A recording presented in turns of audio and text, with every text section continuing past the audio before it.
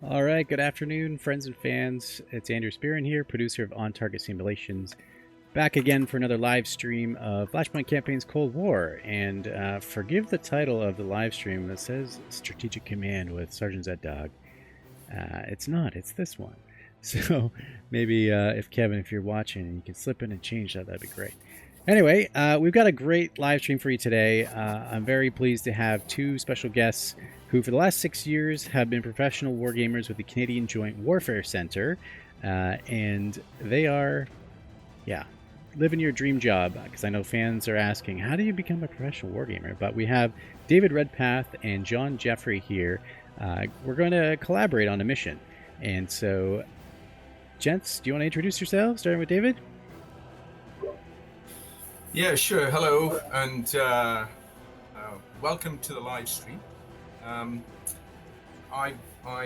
As you can tell from my accent, British, but I work now. I've been in Canada for about 24 years, and John and I were the first two hires into the wargaming section for the D&D, which is based out of the Warfare Centre. We design, develop, and deliver war games for the Canadian Armed Forces across 5 domains. So we do land, sea, air, space, cyber, and a couple of other strange things as well. My background, interestingly enough, this is the reason Andrews, I think, has chosen this scenario, is I'm an ex-infantry officer from the British Army from way back when. Then after that, I went into the defence industry, worked with a whole bunch of companies, at least a couple here in Canada, at sort of executive level. And then eventually turned into a professional wargamer about 6 years ago, although I've been wargaming for many years. In fact, in Minden, which is the center of the scenario that we're just about to play, I actually ran a war games club in my battalion that was based in Minden. It was the 1st Battalion Fusilier. So this is quite interesting to be playing a war game in my old stomping grounds. And as I pointed out to Andrew earlier, I can show you where all the good bars are in Minden. Awesome. Well, thank you, David. Yeah, it's a real pleasure to have you on here. And we first met at a conference, Connections North in Kingston. I believe that was that even this year? Yeah, it must have been That's right. this year, February. Yeah. And you're the one who actually Yeah, put me in February. touch with Rob Crandall, who in turn hired me for this job. So I owe you a pint or two. But before we get to that, John, do you want to introduce yourself and what brings you here? Yeah, thanks, Andrew. My name is John Jeffrey, and yeah, for the past 6 years, I've worked with Dave at the Joint Warfare Center as a professional war game designer. And previous to that, worked in both intelligence and diplomacy at the Canadian Forces Intelligence Command and Global Affairs Canada. And I've got a bit of a history with the CAF as well. For the last 14 years, I've been a gunner. So I moonlight as the battery commander for 2 battery here in Ottawa with 30th Field Regiment. So I'll be providing some indirect fire advice. And yeah, I'm really looking forward to seeing how this shakes out. All right. Yeah. So, as David mentioned, we are going to be playing the Moles of Minden, which is honestly one of the toughest scenarios in Flashpoint Campaign's Cold War. It is a British scenario. So, we're going to be the British Army playing as the 6th Volunteer Battalion Royal Regiment of Fusiliers, which was a territorial army brigade, or sorry, regiment, that was brought in this scenario anyway, brought in to do a last-ditch defense just outside of Minden, which is a big garrison town for the British Army. And yeah, I'm glad we have John here for the indirect fire support because that is going to be critical for this scenario. So without further ado, how do we hop in? And so I know that, David, you've played this scenario before, and I played it before, so we're going to try and take it with fresh eyes. But at the same time, John, have you played this, had a chance to play Cold War at all? Have you beta tested it?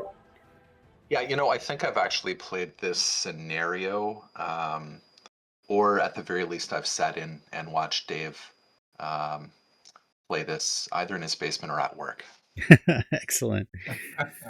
Alrighty. Well, David, you told me an interesting anecdote about Lieutenant Colonel Whiteman, who we are now role playing as the CEO of the 6 Fusiliers.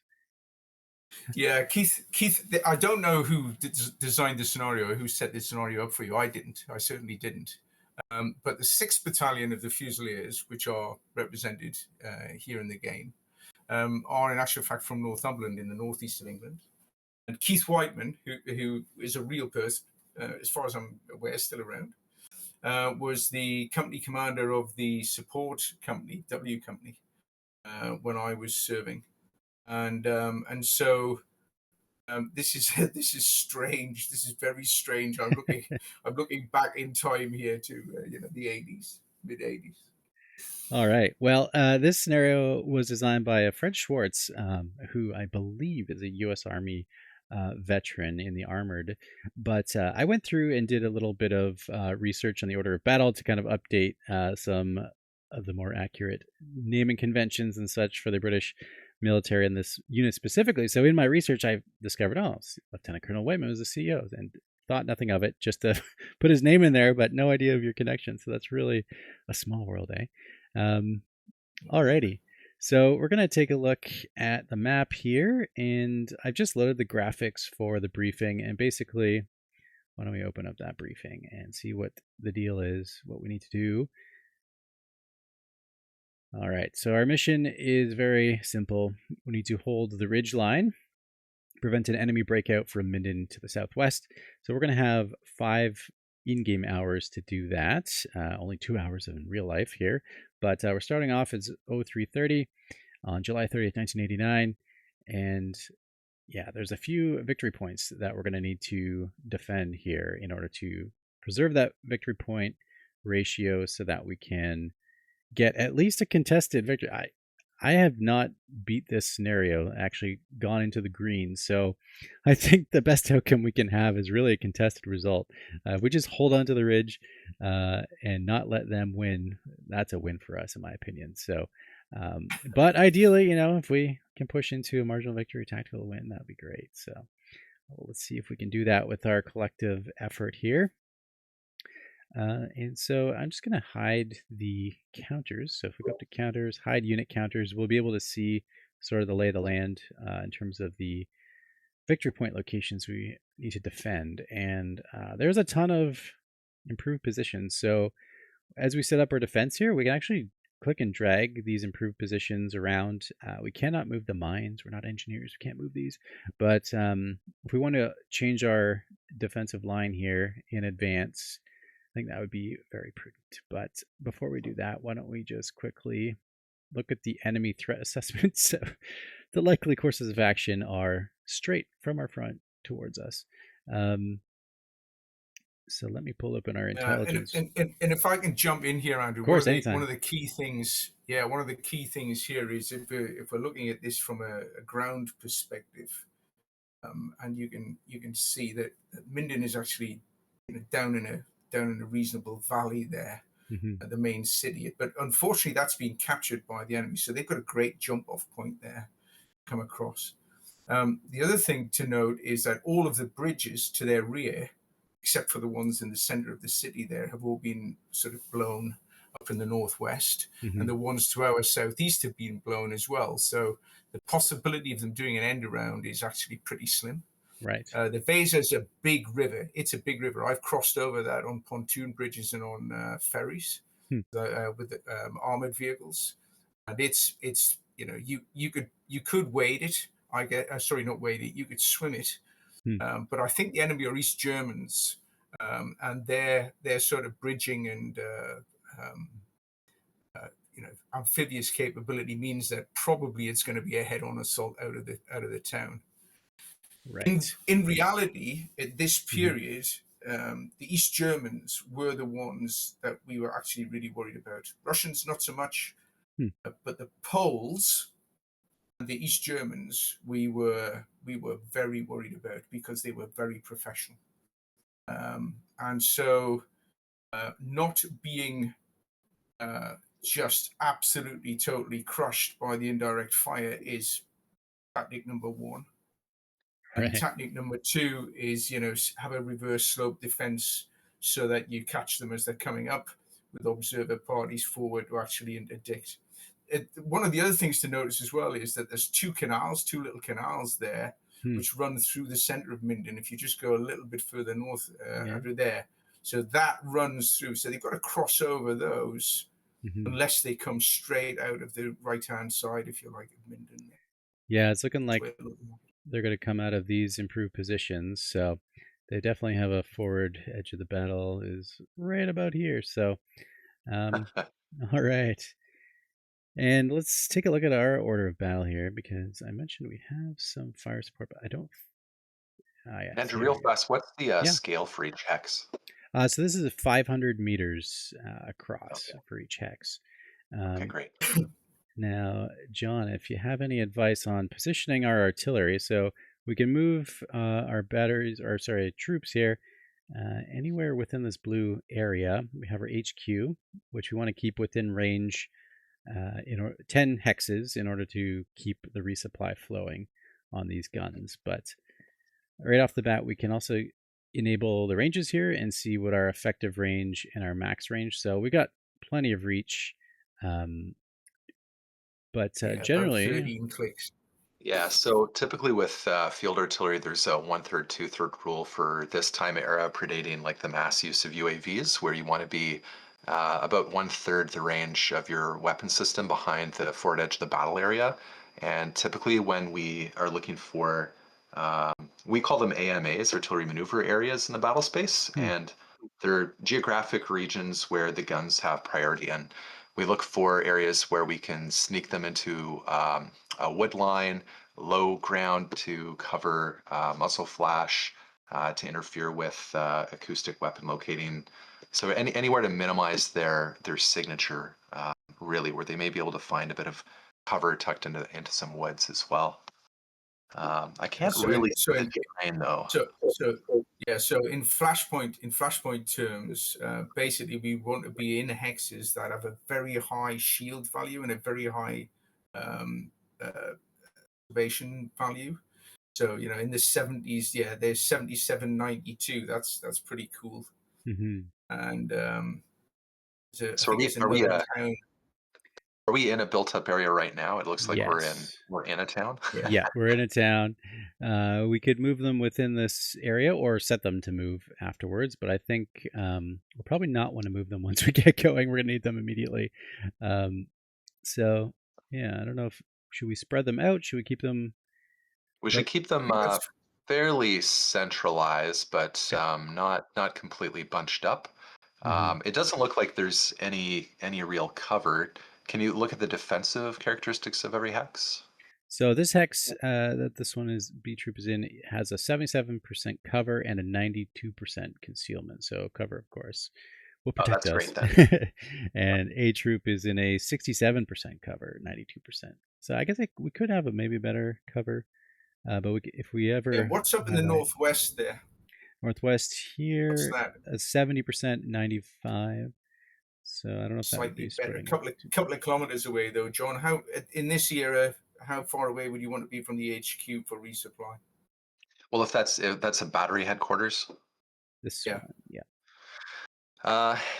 So I guess this is also a little bit different because the battery commander is actually co-located with the maneuver commander to give fires advice. So to me, this is more the echelon if it is relating to like resupply. So we want it located near an MSR, and it would be about 500 meters away from the battery.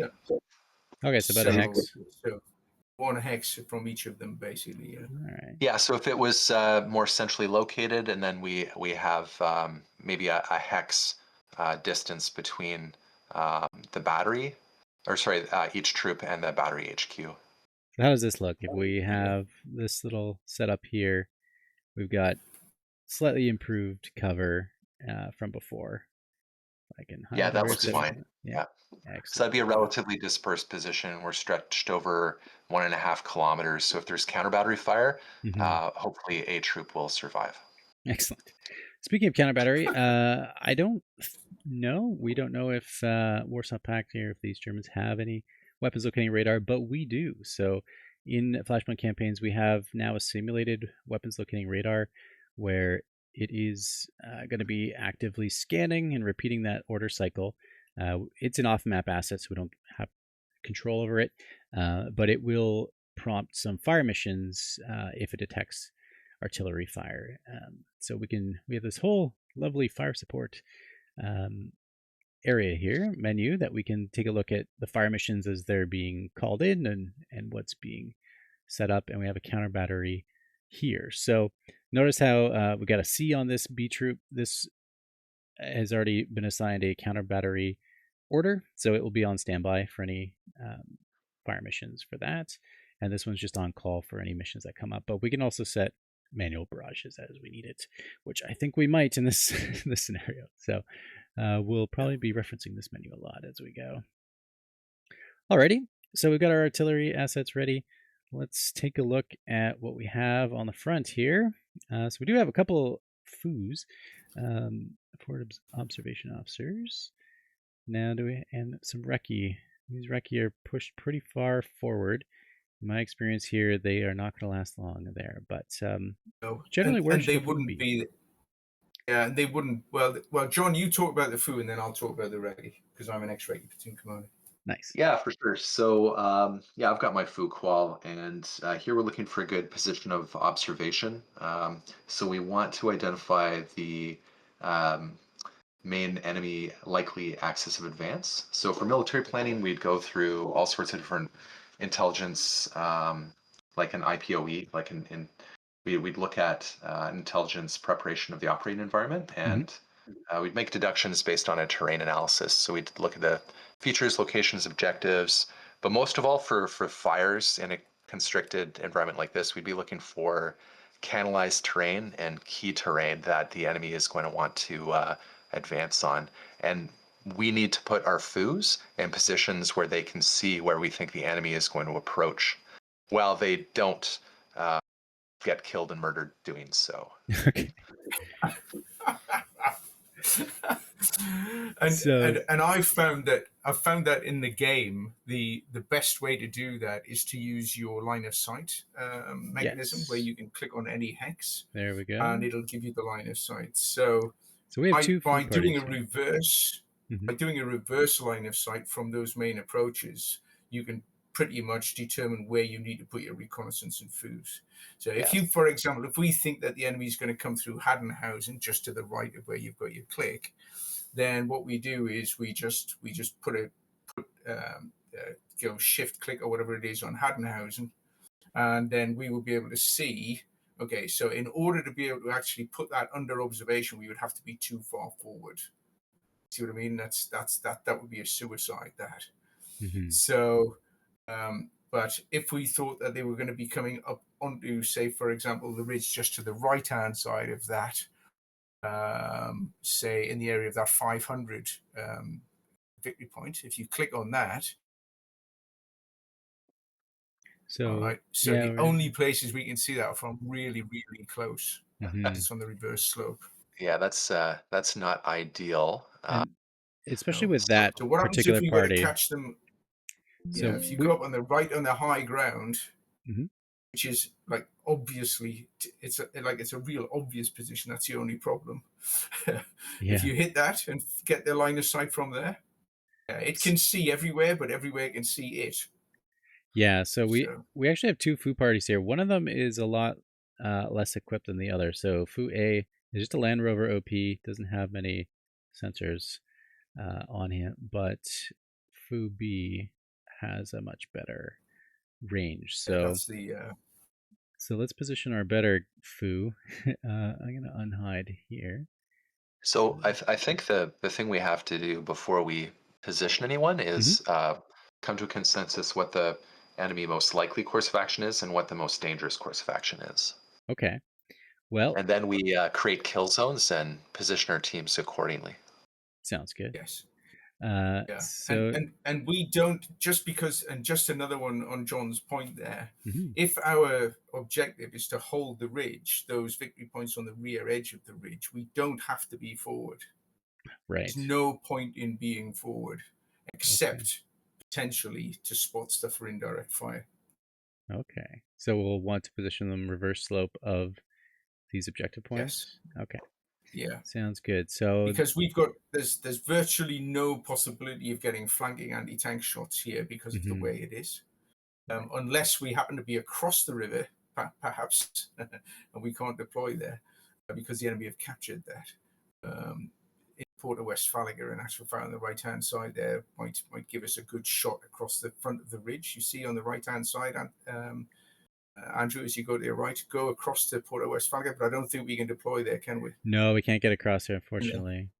No, because they've captured the east side of the river. You see, so we right. haven't got an enfilade shot from the flank. So the best we can do is potentially get, if you can put line of sight from that location, that would be really cool. Right, you see, it's all very short range. It's 500, 600 meters tops. Although with Fu B, we can get a much better picture.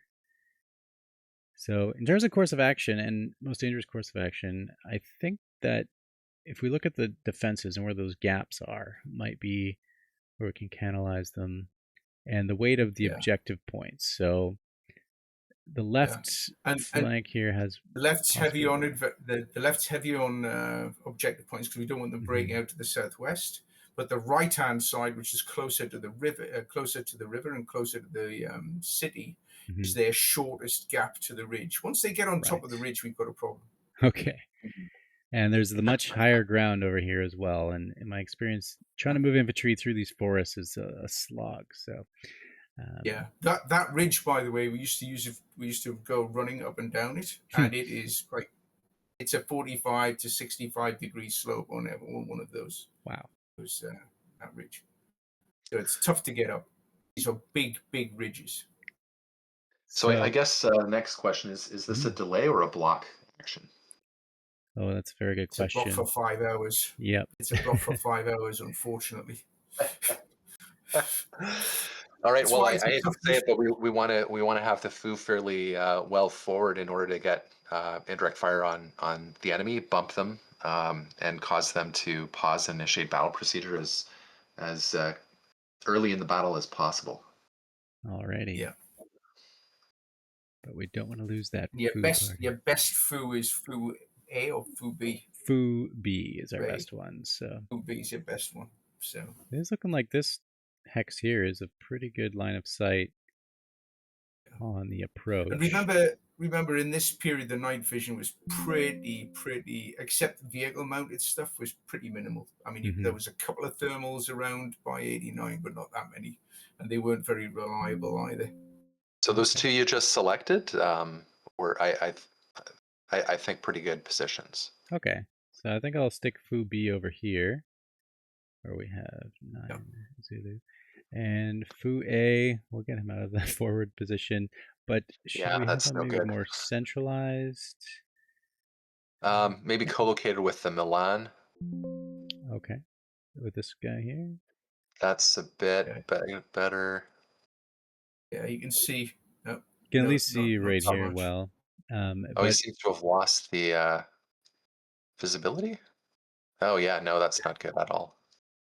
You can at least see the visibility of these hexes here, but it's too close. So those are final protective fire. Pray to God and call that in. Now this, at least in this spot, I think he's covering some gaps. Well, I guess not. This Fu can see these hexes as well. Can you put him with the X company on the left flank? The X company Milan. Just throw him across onto the go northwest by about there. Try that. No, try it a bit higher up the ridge. Is there anywhere on that ridge line with like a high feature? We have a couple high features here, but you can't really see. These are all reverse slope. Yeah. Try the other Milan, the one just in front of the 500 point. Yeah, or maybe the hex right next to the Milan. Actually, the best way to do the invisibility I found is to go to where you want to see and then click that and see observe from. So if you go down, go down a little bit down the slope. Click further north. Further north. Keep going north. Keep going north. Keep going north. Keep going north. Yeah, you see. Yeah. Well, that's a radar range. What is that? That's I don't know why that's a radar range. No, you want just line of sight from there. Control L. Don't have the unit selected. Sorry. There you go. Yeah. So anything, Control L. If they're coming out of those red built-up positions to the right, maybe let's look at, around there. But to the left. You can only see them from the from the forward slope. Yeah. Yeah, that would be suicide.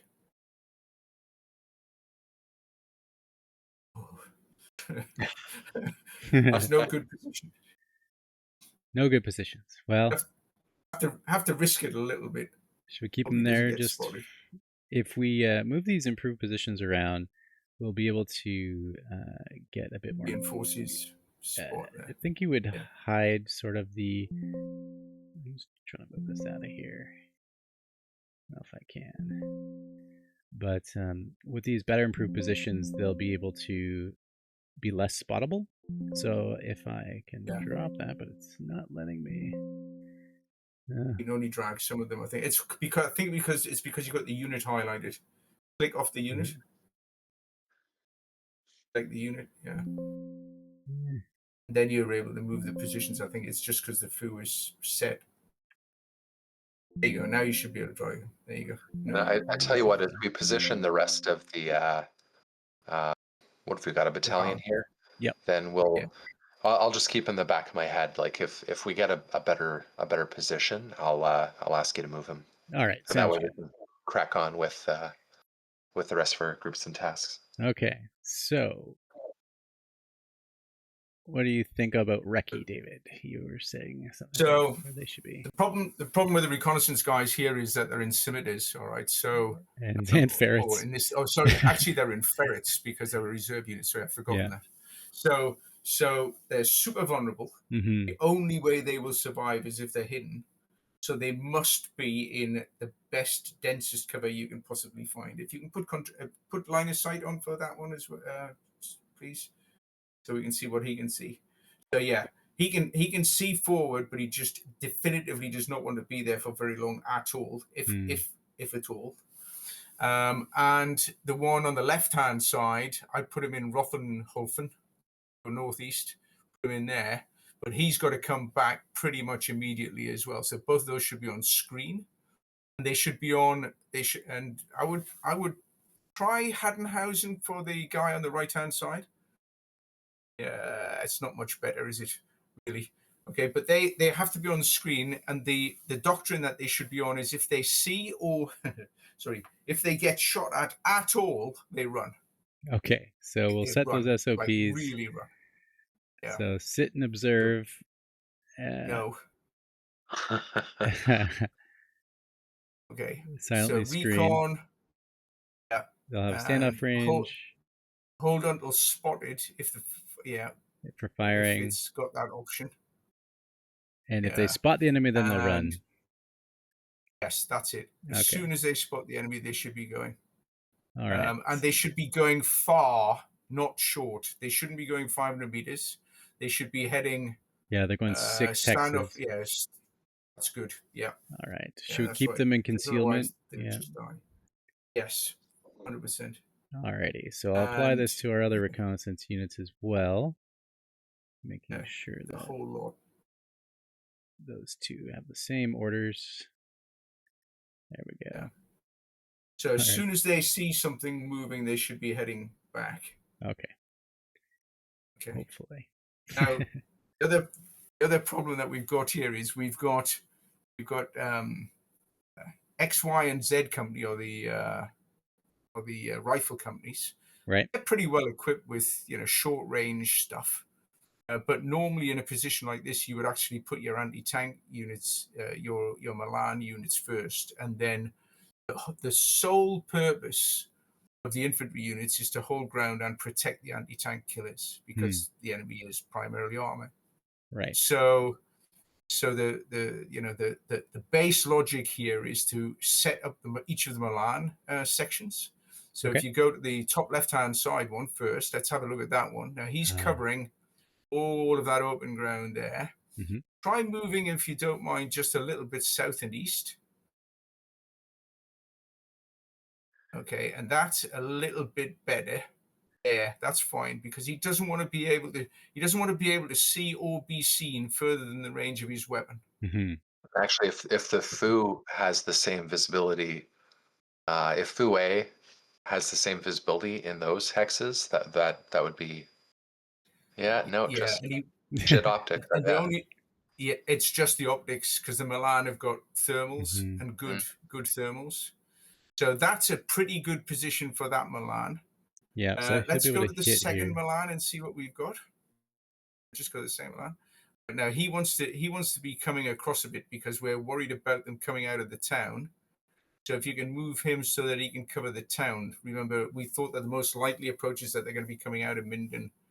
So he needs to be able to see sort of that area where you just clicked on it. So just click on the red of those red things there. Okay, so he wants to be a little bit there. Stop just there. So yeah, you see that 22 Yep. just north of him? There, but dig him in hard there. Now you see that's interesting. So indivisibility is not really working here because if you click on one of those spots, just exactly where your cursor is. Go right about 2 clicks there. Let's see, have we got anywhere that can see that? No, that's all. That's too much forward slope. Okay, but that's okay. Let's bring him back a little bit because he needs to be able to see further to the right. If you see what I mean, he needs to be able to see further east. So That's that the most dangerous area. yeah, that north-south MSR with the kind of to the west of Bullhorst, I suppose. Yeah. So if Yeah, they're using that as one axis of advance, we definitely need to cover that off. But we do have another section. We have another Milan here. We can. Yeah, but I think he needs to be sort of there to catch them as they come out of the town. That's a great place for him. He won't be able to survive very long though, because you notice how you've got the dead ground, that gap there, because he can see them as they hit the minefields at about 500 meters, but that's really close for Milan. Milan should not be shooting at something that close. It should be shooting at stuff further back. That's better. That's much better. Alrighty. Yeah. Now I've noticed that their HQ is quite far away. See, they're 9 hexes out of 5 away. So their resupply might not even happen unless we can adjust this HQ. You need to move the HQ centrally to see if he can actually resupply them both. Well, now the one on the left is in yellow. Now he's in green. Well, at least they're out of red, so... Yeah, but that's not a problem because these Milan will fire until they run out of ammunition, and then they're going to fall back to shoot at the enemy as they're coming over the top of the ridge. Okay. So they're not going to stay. They're not going to stay in that position at all, even on foot. They only need to hustle back like a couple of, maybe a click, and just have a look at the order of battle. What have they got? Yeah, they've got Land Rovers. So this is awful because they're going to get shredded. They're going to get shredded by the artillery fire. But they need to hold fire for maybe 1 or 2 engagements. Then after that, they're going to come back, a click or 2 to be able to fire. Yeah, so fire discipline at maximum range. That's correct. Okay. And then they should relocate when after receiving any fire. Hang on, just let me look at the thing. Yeah, they may not, but after receiving direct fire, because they're going to get hit by artillery fire. Yeah, if anybody starts shooting at them directly, they're away. Okay. Should we apply that SOP to our other Milan units? Or? Yes. Yeah, because we've got no tanks or anything like that. You see, we haven't got anything. So we've got the 3. Hang on though. Have we got another? Have we got a striker there? They'll be part of the reinforcements. So we're going to have some reinforcements with a handful of chieftains coming in after 90 minutes. So. Okay, and that's the Green Jackets, who are our sister regiment in Minden, as it happens. Right. So it's true. Excellent. And they're armored. So now we've placed those Milan only purpose, not the only purpose, but largely the only purpose of the infantry units is to protect them. Okay. So quite literally, you can spread the infantry platoons around those Milan, give them one company each. The only problem with this is we won't have a reserve. If we surround each one of them with a company, because we've only got 3 rifle companies, we won't have a reserve. That is usually a bad thing. So if we think that the enemy are going to come out of Minden, I'm thinking that we might strip 1 platoon from X company, 1 platoon from Y company, and 1 platoon from Z company, and we put them in reserve near that sort of somewhere around that sort of 2,000 area there. That's our fallback. We're falling back northwest if we have to go anywhere, because then the river will constrain them. Sorry, southwest, as you were. Okay. I will pull back 1 more platoon. Yeah, and you can make those. They can be attached to X company headquarters or whatever. And do it. You could do reorganization if we wanted to, like group them. But, and if that's your perceived like second phase of the battle, then we could put our foo so they're actually covering that territory that we're going to cede. So if, for instance, like the Milan and the Foo and Zedkoi have to fall back, and they're falling back west along the ridge, we can position our Foo so it's covering that territory that they're going to be falling back through. So as he displaces John, he's going to go back sort of west or west southwest or whatever. Yeah, if that's the fallback plan. So if we're anticipating that red is going to hit Zedkoi, and that's going to be their main effort. And Zedkoi and the Milan and Fubi are going to fall back, then we can position our backup Fu, the shitty Fu, somewhere where it can provide some indirect fire for that phase of the battle as they're sweeping in against Waikoi. Yeah. So that would be more useful task for him, John, than trying to see forward. Yeah. Yeah, because I mean, he can't really see anything from there at the moment. And of course, the other thing to think about here is the environmental stuff. It's 3:30 in the morning. The weather's not bad. It's pretty clear. But what time's dawn? Dawn is 03:04. So we're already kind of in the dawn range. So the sun will be rising. Yeah, because that's gonna make a difference, because all of our line of sight and all of our observation capabilities are going to get a lot better as it gets lighter, but theirs will as well. The trick here is not to be able to be seen by any of their direct fire stuff from Minden. Right. We don't want tanks in Minden shooting us up. We need to be on the reverse slope. Okay. So what do you think about the placement now of the infantry around these Milans? We've got them adjacent. They can cover the approach. On the left. And those then are good. We have these mortars.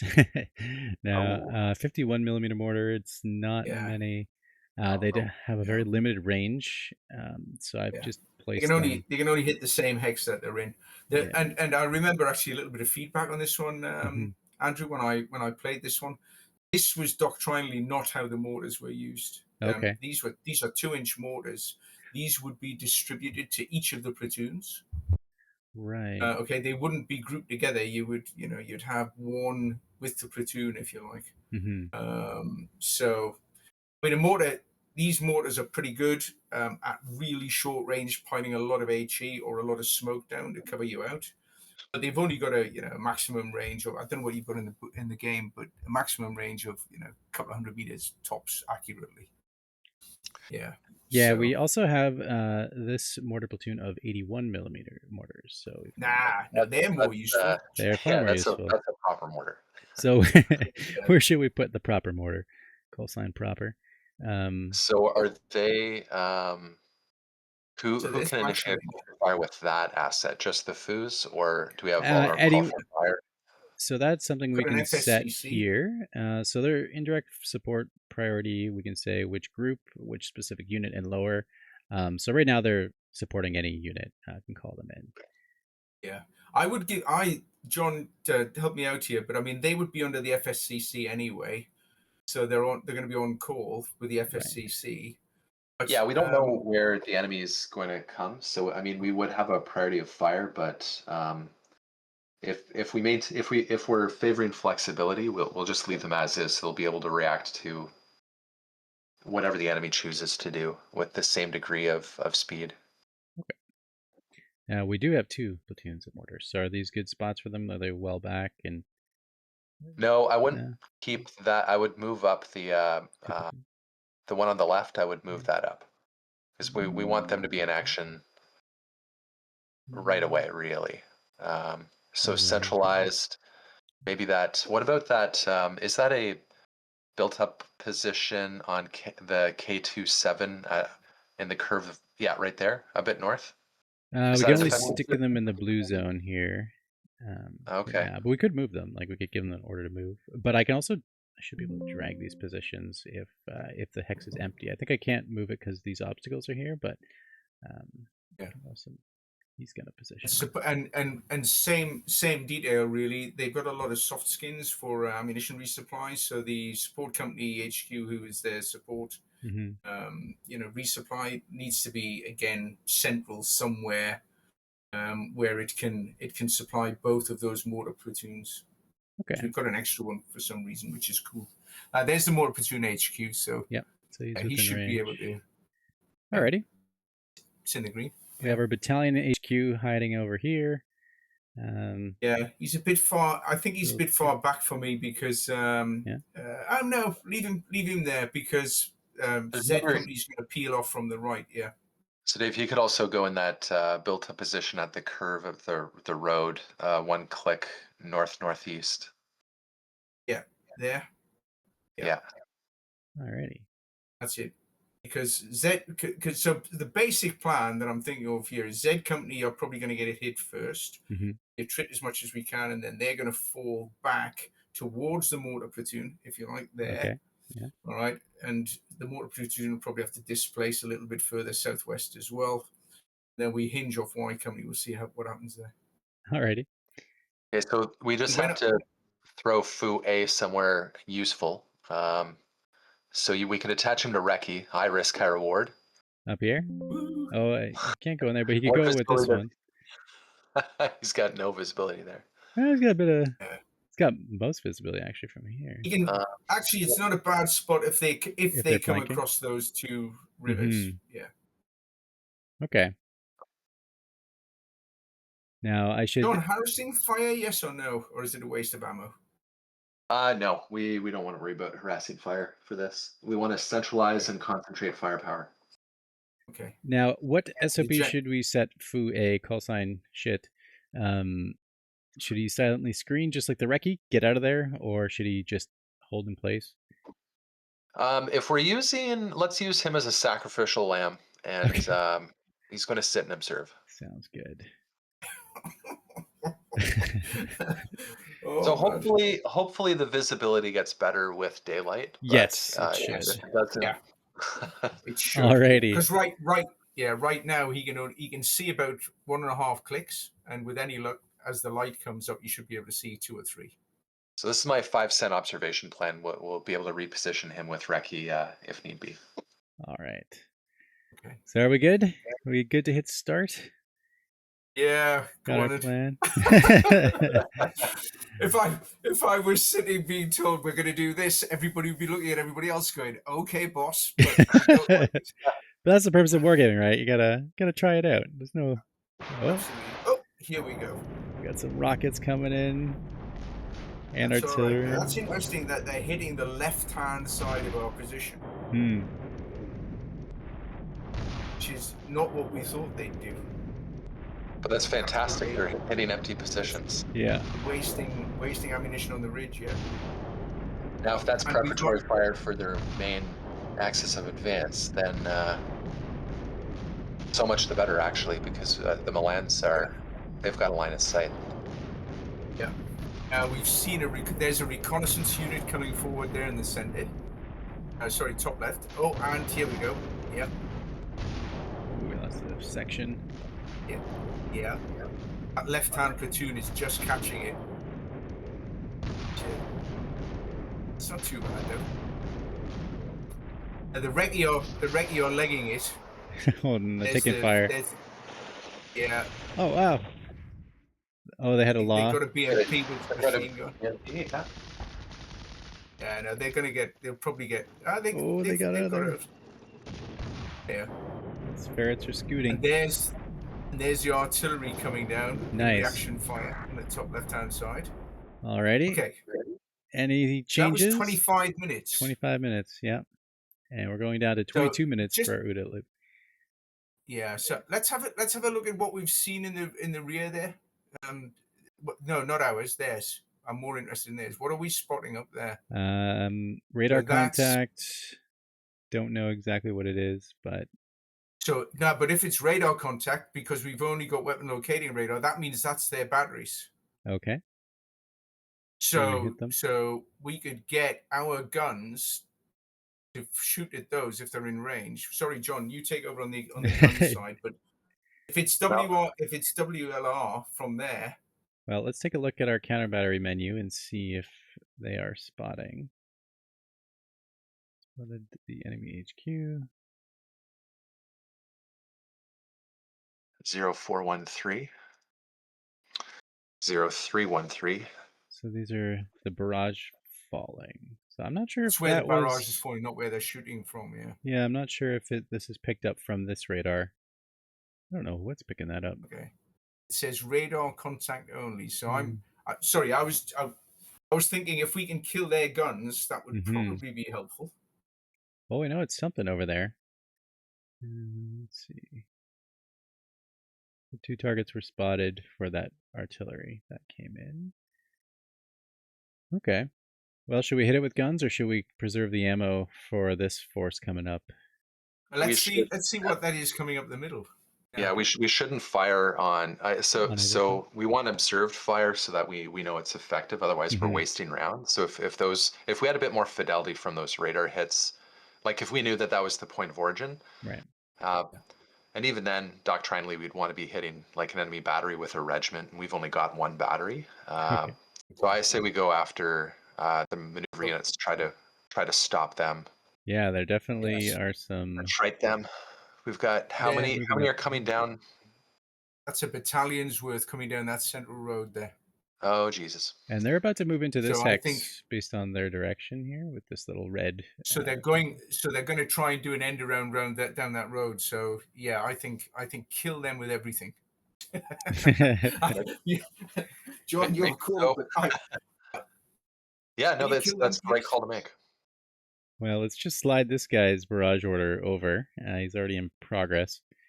So that will... He's putting 30 rounds on that. So we'll put that there. Yeah. We'll switch this off of counter battery. Want to suppress or neutralize? Neutralize. All right. Should we put on the same hex or anticipate that they're going to keep going? All right. Battery target. Let's see if we can get them on the next. So if they're moving into that 500 meters. Okay. I can't quite recall how quick the guns respond in this, but well, it should tell us 3. These are 105s on veteran status, so I mean they're quick. They'll start in 2 minutes here on this order. There you go. And we can also 2-minute firing cycle. We can set the time of impact as well if we want them to delay by any number of minutes here, and we can also set the duration of how long they're going to fire, how many rounds. So. What do you think, sir? How many rounds? What duration on this? 5 minutes, 30 rounds, or? Yeah. So typically we'd tie the method to the target description. Okay. So battalion of APCs. Yeah. So here we'd drop. 30 rounds at least. 6 rounds fire for effect. 8 guns. Maybe even more. So rounds 40. There you go. 5 minutes is a good duration, or? Well, we want the most number of bullets in the shortest amount of time. Okay. But the risk there is that we miss them. Right. As they walk through. Okay. And Andrew, correct me if I'm wrong, but in terms of the game, if we actually put it on the unit rather than on the junction, As long as the food can still see them, it'll correct, won't it? It should correct, yeah. So why don't we try definitely that? what we want. Okay, Yeah, let's we try that. don't want to be engaging the terrain. We want to be engaging the target. Awesome. Yeah. Alrighty. So that is good to go. And put the other one. Sorry, just hang on just a second. Look at the one behind him. Yeah, on the unit as well. Yeah. Okay. Yeah, because that's probably the second. And that's moving coming up behind. into this hex. So if by any chance we don't shift that fire, at least it's going to hit something. Yeah. Alrighty. And just one other thing, because I'm an ex-Recce guy. Just a second. The Recce guy up on the top left-hand side. Yeah. Okay, where's he heading to? He's heading to there. He's going for a swim. Okay. So going the wrong way. So moving back towards Gride Shop, you see to the south. Yeah, you want him. He wants to. Yeah, that's better. And the foo that's in that location, if they're doing what we think they are, which is going like end around to our west, how long do you want to leave him there, John? He should start moving. Yeah, he'll otherwise be killed pretty quickly. Should we move him back here also to this town? Yep. All right. So, and then we should try to pull up our mortars as well. So there's the mortars. They are currently not hitting anything, but it would be good. Actually, you know what? We can we don't have to unmask them right now. Okay. Because I'm not sure how big the enemy is. Yeah, so. It could be big. So all right. It's a regiment, we think. Shall we continue? We've got another 22-minute cycle, so hopefully we'll be able to make some adjustments. There we go. Got some kills. Good shot. Good shot. And they're scooting out of there. Oh, brilliant. So this is going to be one of our RD kill zones for sure. If we're getting effective fire on that target says they hit that crossroad, that's great. And here come, and they're firing back, but they're hitting the positions all on the front. They're in effect, because we didn't move those forward dug-in positions, they are acting as decoy. So they're just wasting a whole bunch of ammunition on those. We got 3 more contacts destroyed by that artillery, and it is adjusting, so definitely we have eyes on it. Yeah. The foo on the right-hand side, the foo on the right flank should be able to see them. Right, and the Milan is pulling back. I don't know if you noticed that. Oh, Milan is pulling back now. Here comes the rest of his buddies. Our Milans are in place. I think it's this mortar is moving. What's the mortar? Yes. Oh, we're still getting some kills there. Excellent. Right, there you go. Now the Milan's going to take them on the forward slope there, but then he'll pull back, remember. This is good because now we're hitting them in depth in the center. So the RD is getting that, like as they cross the bridge there. There's another 2 kills in the center, another one on the flank. These Milan are doing their job, but then they're going to have to pull out shortly. Yeah, they're running low on ammo. Yeah, they can't. The light infantry Milan couldn't carry much. So they're going to have to come back. We may have to shift fire to the right because appears to be a very large concentration. Oh yeah. Yeah. Milan's getting caught there on that foot. There, he's gone. Yeah, he's moving.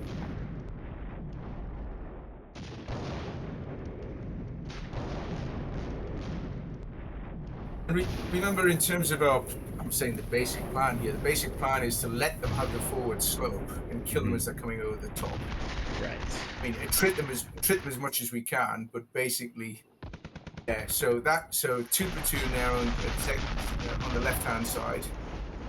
He's going to get overrun, unfortunately. Yeah, they lost a couple vehicles there. The vehicles actually, for real, would not be in the same location. They'd be a good 500, 600 meters behind. It's just a game artifact. And Now, should we get So some mortars for some close support on? Yeah, so here we should use the mortars as close support on the left and center, and we should shift the guns to that concentration on the right. All right. Yeah, and even just suppression is probably better because, I mean, mortar ammo, they'll chew through that really quickly. And since we're here with suppression, we're just trying to keep the enemy to keep their head down. So now we're making them, how should I put this? So with neutralization fire, we're trying to not destroy them, but make their job impossible. With suppression, they're keeping their heads down while that fire is raining down on them. Okay. and because they're armored, and sorry, just to jump in on that, because they're armored, as the infantry guy in the room, all I want them to do is not be able to see me while I'm picking them off. Yeah. Because I'm hitting them with short range anti-tank. I just want, I want their optics smashed. I want them to, in these cases, they're nearly all wheeled vehicles. So hopefully we're shredding a few wheels and getting them to stop. But yeah, we need to pile on those guys on the right hand side, I think. Now, Andrew, Yep. is that 40 rounds? Is that the method for the battery, or is that per gun? So that is entirely the whole, Okay. all 4. So that'd be 10 each, I guess. So do you want to increase that? What's the target description? How many? So up here we have classified 13 APCs and what else? 14 infantry. And the headquarters. And so we we want to have go for some the headquarters tanks coming first. now. Absolutely. So if we see an HQ, that should be HQ and guns and support. But essentially, the enemy tanks and enemy infantry are the last thing we're worried about killing. If there's HQ, we want to smash that up for sure. But now we do have, this is a counter battery target here, 6 tubes it says, so I expect that would be a mortar. Do we want to hit that? Or is that is tempting. But I don't know if they have a lot of observation. Like their already fire has not been very effective right now. Yeah. And my they can only concern see is the that front if we're side. already engaged on the left, we want to buy a bit of space on the right for as long as possible. Okay. So with these two troops here, should we hit?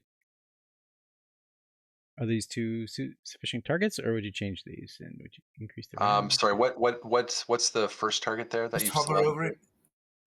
So that one at the back there is basically a company plus a headquarters of some description.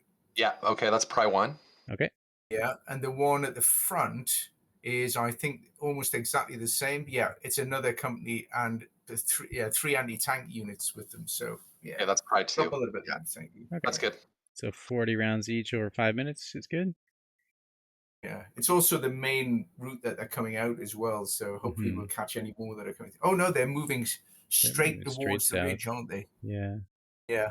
Okay, that's interesting. And so we've got a mortar firing over here, close support, and second mortar on the center. Yeah. All right. Perfect. Let's roll. Just hang fire. Oh, Cancel. fire. Just one other thing. Yep. On the left-hand side here, okay, X company. Can you zoom in a little bit? So we can just see a little bit better. So that's X company's mortar thing there. That one. That's weird. All right. He's moving. He shouldn't be. He should be withdrawing back toward, like, on the reverse slope. Yeah, you want him to fall back, off the ridge. The Milan, just check the Milan there. See what line of sight he's got. He can only see really close things. Now, that's silly for him now because he's not going to do anything there. Move him back to, you see, the southwest, 21.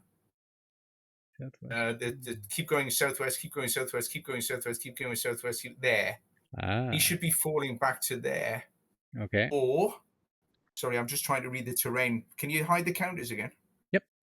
He would have had. Sorry, the reason I'm saying this, he would have had a pre-planned fallback position. And I'm looking at actually the one with 71 or 61 there, but I want him further back because he's too close. Milan's anti-tank guided missiles should be fired at the maximum range that they can fire. Okay. So yeah, So let's put him in that. falling back to the air. Yeah. I'm gonna move him Needs to hasty. move. Yep. And then when he gets there, dig in and hold. Or actually, he should probably resupply because he's only got 17% of his ammo Yes. right now. So Yeah. we'll change that to rest and Get back to there. resupply. Let's say 190, I guess. 16 minutes. So. Yeah. So how many losses do they incur on the left there? Did the Milan do its work, or? So we see these red crosses are infantry units that have been destroyed, and then little tank husks there too. So they got a few. Yeah. But can we go to the int view, staff int view? Yep. And we'll see. Just look at the enemy reported kills and claims. All right. Okay. So right now it looks like we've knocked out from totals at the bottom. 3, 4. We get totals. So here's our Milans here. Taken out. So they've killed 10. 10 max. Killed 10 ETRs, and the guns have killed 18 between them. Wow. Yeah. All right. So we've killed 22 mechanized. If you go down to the total of the bomb, we've killed 22. We've killed the best part of a company. 32. Yeah, 32 units. We've killed the best part of a company plus. Excellent. All right. Let's roll. Let's kill some Dave, more. do you intend for the infantry call signs on the left to stay rigid as the Milan falls back? Screen him back because they've got 84s and 66s, and they've dug in. They're pretty good positions there. Our 81 million. Okay, mortar fire. Oh, here come the guns. There you go. Excellent. Hey, there's gotta the kill mortars there. catching those infantry on that reverse slope to us. Now there's tanks coming on the left and some tanks coming on the right. This is going to be our problem because our short range stuff will be able to kill them on the slopes as they come over the top. But our anti-tank units, our Milans, need to fall back so we can catch them, hopefully, as they're coming over the top. Ooh. So here the right's taking a lot of fire. Our guns are doing their work, and it looks like we've shaped a bit more of the right. So we have 2 enemy arty units. Looks like some air defense with their first echelon. Oh, we got 2 tanks. We caught the tanks on the road as well, which is good. Now this infantry is kind of snuck up on our objective here. Yeah, but that's okay. We let him come in, and the Milan will kill him as he comes over the top. Mm-hmm. Aha! Weather update. What was that? It's just it's getting brighter. Yeah. Okay. So the guns are doing the work on the right. They haven't really penetrated.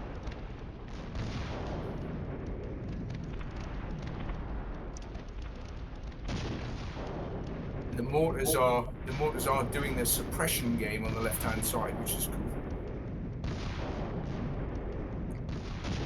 Now, if our mortars have range on these enemy mortars, would that be a good use of the counter battery? Well, their mortars aren't really doing anything.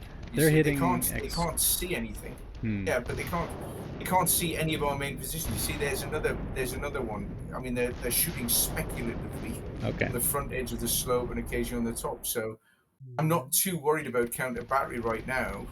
We will have to watch out once they get up on the ridge. Mm-hmm. There we go. There's the Milan. There's the Milan. Yeah, he's going to start shredding those guys as they come in towards that picnic point. There's another one. The only problem is he hasn't got many missiles. Yeah. That's the problem with ATGMs. Tanks are inherently better than ATGMs because they just carry more shots. Mm-hmm. And why is he displacing to the right? He shouldn't be doing that. That's silly. Yeah, he took fire. Oh yeah. I think he chose to go that direction. Took fire, for some but reason. he should be going the other way. Right. We'll correct that in 5 minutes' time. Yep. Yes. Corporal Hodgkinson, why are you going to the northeast towards the enemy instead of southwest away from them? There's a degree of what they It looks like they did take out quite a few though. Yeah, I think so, but they lost the Land Rover there. I mean, that's the problem, because the reserve units only had... Looks like they're in dead ground now where we don't have observation. Yeah. He's still able to hit the other guy, so it's good. You see the enemy's largely wasting most of their fire on the front. Okay. And on the left-hand side, you'll notice that Z Company are doing rather well. Sorry, X Company are doing really rather well, because they're catching these guys in a crossfire there. Okay, so can we go to that kill table now and see how we did? Killed. Yeah. Okay, so we go down the bottom. So we're now at 44. That's the best part of a battalion of mechanized infantry we've killed. We've got some air defense and engineers as well, but that's a couple of tanks. That's just lucky more than anything else. Guns are doing losses. Is there a summary of our losses incurred? Let's see. Somewhere. Yeah, let's have a look. Okay, so we've lost ammo out these of these are alerts because our Milan are running out of so unit log here. Okay. We can you can see them one at a time, but we need like the overall. We can filter by destroyed or lost, so we've lost tag. Yeah, so we lost. Yeah, third Milan. We're on the left. No, on the right. We've lost a few. And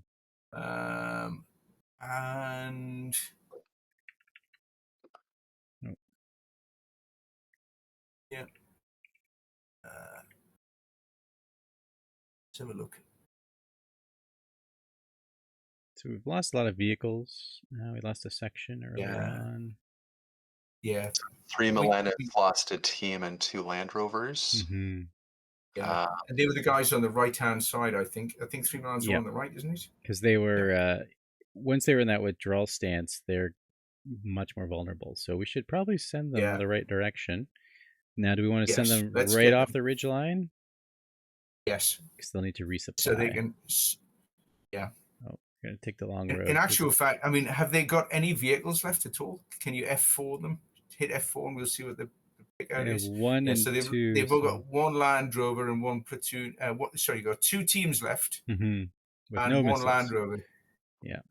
So we got to get them off of that ridge. And their key ammunition. So I would move them further back. Move them all the way back to support company headquarters. See back left-hand side? There. Yeah. Move them all the way to there. And they'll need to rest. Are we... Yeah, he's coming back because they're going to get too close to him now. As they come forward up that forward slope, he's pointless at this point. All right. Just check the Milan in the center. 2 Milan. Let's have a look at his line of sight. So he can still keep firing at those tanks. Oh yeah. And how much ammunition has he got left? He's only got a quarter. He's only got 1 missile left. For each team. Yeah. So he needs to come back. Yeah, he's already in rest and resupply. Yeah, don't. He shouldn't be resupplying there. That's stupid.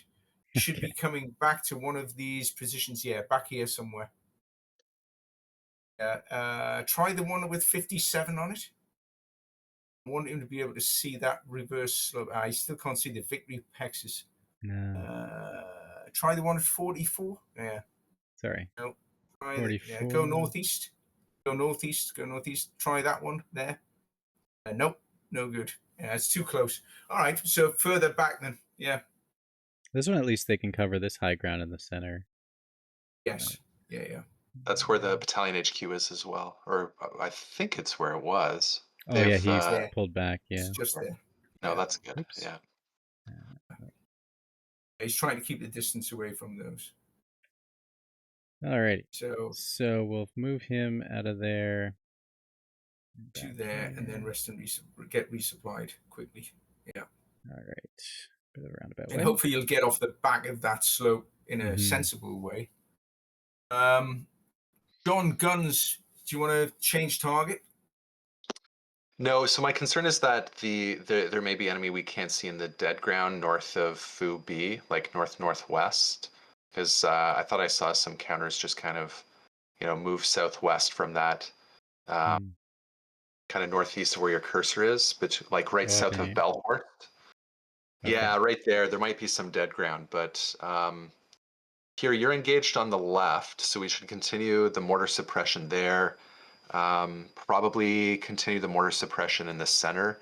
And how big is the enemy concentration in the center and in that right column, the right armored column, north to south, Yeah. Andrew? This one here. Yeah, So the yeah, one yeah, that one. Yeah, so we've got. Um, okay, so that's actually not 18, a. that's not a Wait, big deal. that's a few. That's 10 That's just a. infantry, company. 6 That's tanks. a couple of platoons left. I worry about the center here. We've got 30 Mhm. odd and 13 tanks coming straight down Yeah, the middle. that's huge. Okay, So so what? if you had to ask me which one I'm worried about most, it's that one and the one just northwest of that. So the one just south of Dutzen and west of Dutzen. Yes. Yeah. And we've I'd got be worried about those two. so the ones that, so Andrew, have the ones south of Dutzen dismounted? That's These why are they're dismounted. Yeah, we got those okay. So ones. we definitely want to hammer them, Okay. punish them for being out of yeah. Their Can you armor. And put now are more they than one fire restricted? mission? Yeah, yeah, Dave, you're stealing my thunder here. So are they restricted to just one target in a 25-minute block, or? That's what I was thinking. We can set up multiple barrages based on the time duration here. So we can always Okay, switch I this want to to hit another each barrage. one of those for 5 minutes and 30, 40 rounds. 1, 2, 3, front to back. Okay. So those are the So target first one. 1, target 2, target 3.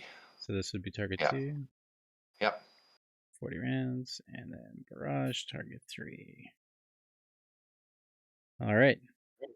And with You and the other troop, I mean, I hate to break up the battery firepower, but I think Dave's onto it. Those, if that armored column there, how big is that? 13 T-55s. Okay, so guns are very bad at killing tanks.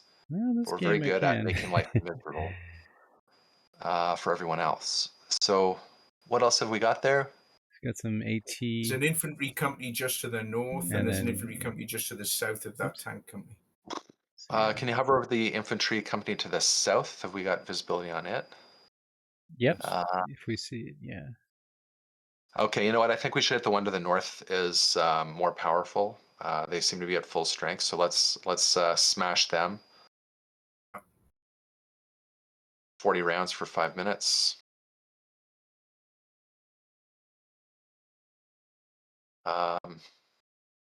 And then we want to shift fire to their depth element, or the tanks. We can smash their optics. Maybe get a few cheeky M kills.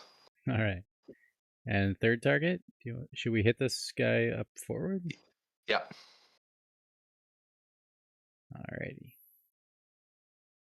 See, the problem, John, is that I've worked with you for too long. I know what you're thinking. And I think we might run out of ammo at this point as well at the end of That's this fire fine. mission. So, Yeah, that's fine. We're at That's a about good problem to have. 60%. Yeah. Yeah, we're at about 60%. Now, what about our mortars, John? Yeah, this mortar.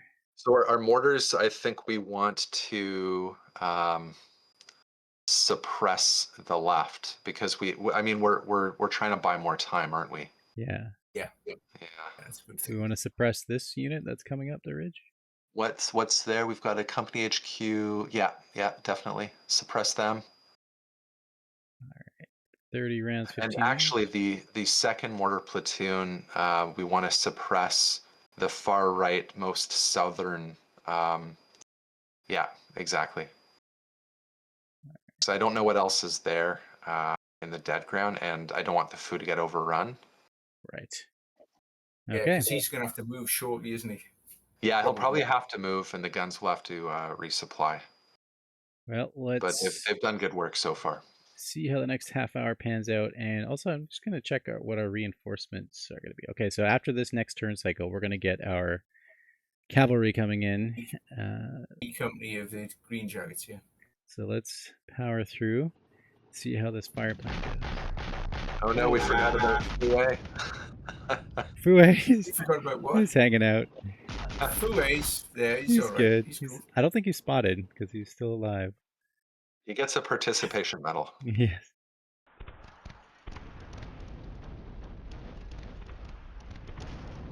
Good hits. Day has started. Yeah. Now here we go. Now we're going to get these guys as they come over the ridge. We're hitting them from the reverse slope. Mm-hmm. So in essence, as they're coming forward, we should be able to catch them. Looks like the mortars are going to work. Yeah. And it'll take a couple minutes to shift fire.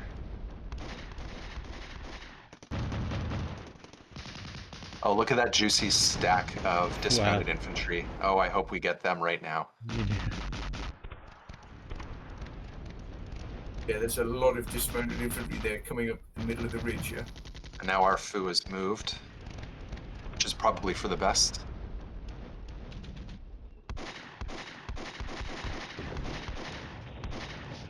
It's good. As good as it gets right now. That mortar was not firing properly. That's a little 2-inch mortar. It's all right. It's weird that. Oh yes, you caught guys on the left again with the guns. Yeah, there goes the mortar. I don't think we've seen target effects on those dismounts in the center, though, have we? No, not yet. Be because you're full out of this place. Yeah.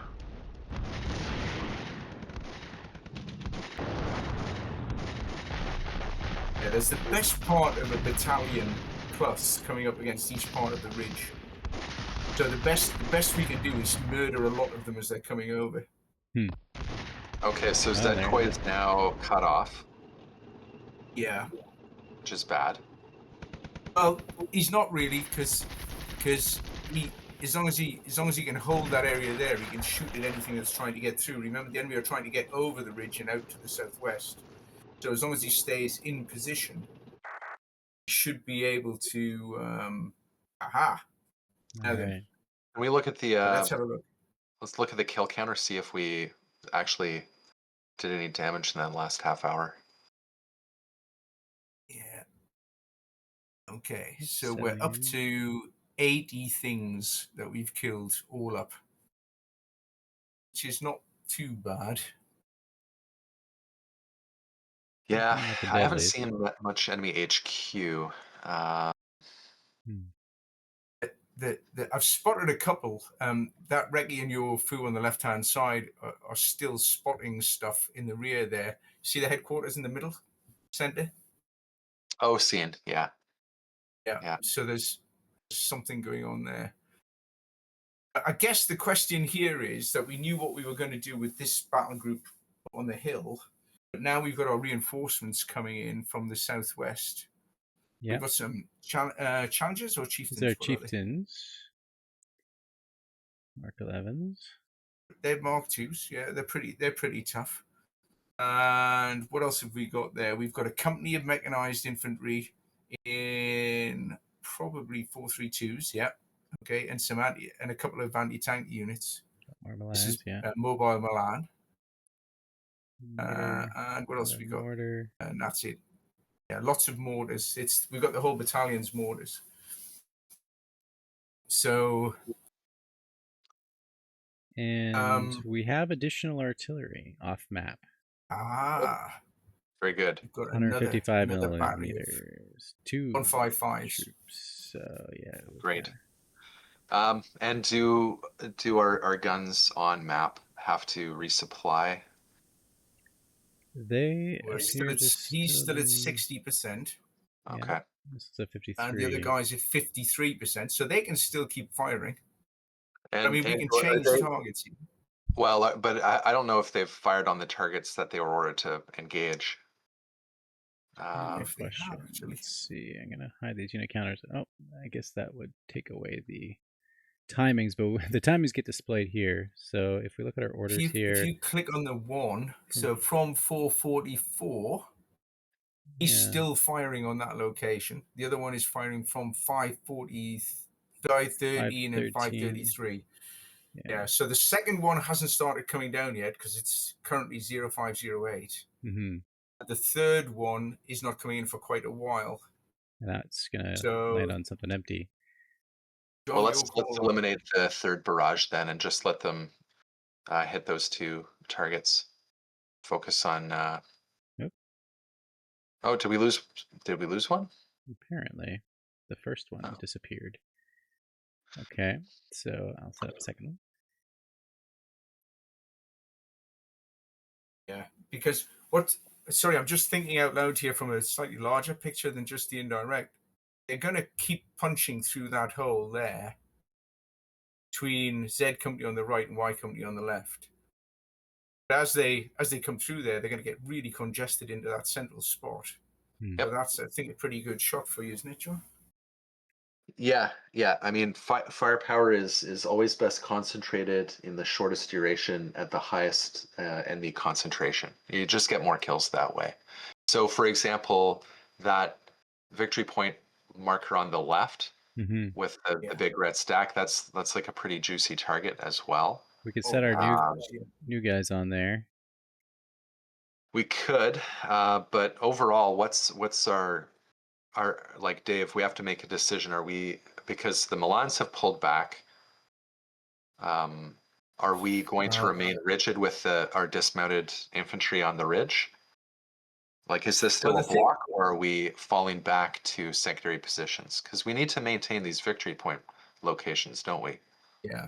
Well, we've still got the high one on the left, the 2,000 pointer on the left, and we've got the 500 and the 1,000 point in the middle. Can you hide the counters? Yeah. So we've still got 4 of the ones on the reverse slope.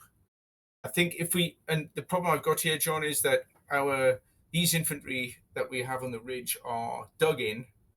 They have no transport that can get them out of there unhurt, if you like. Yeah. So we have to just hold that position, I think. And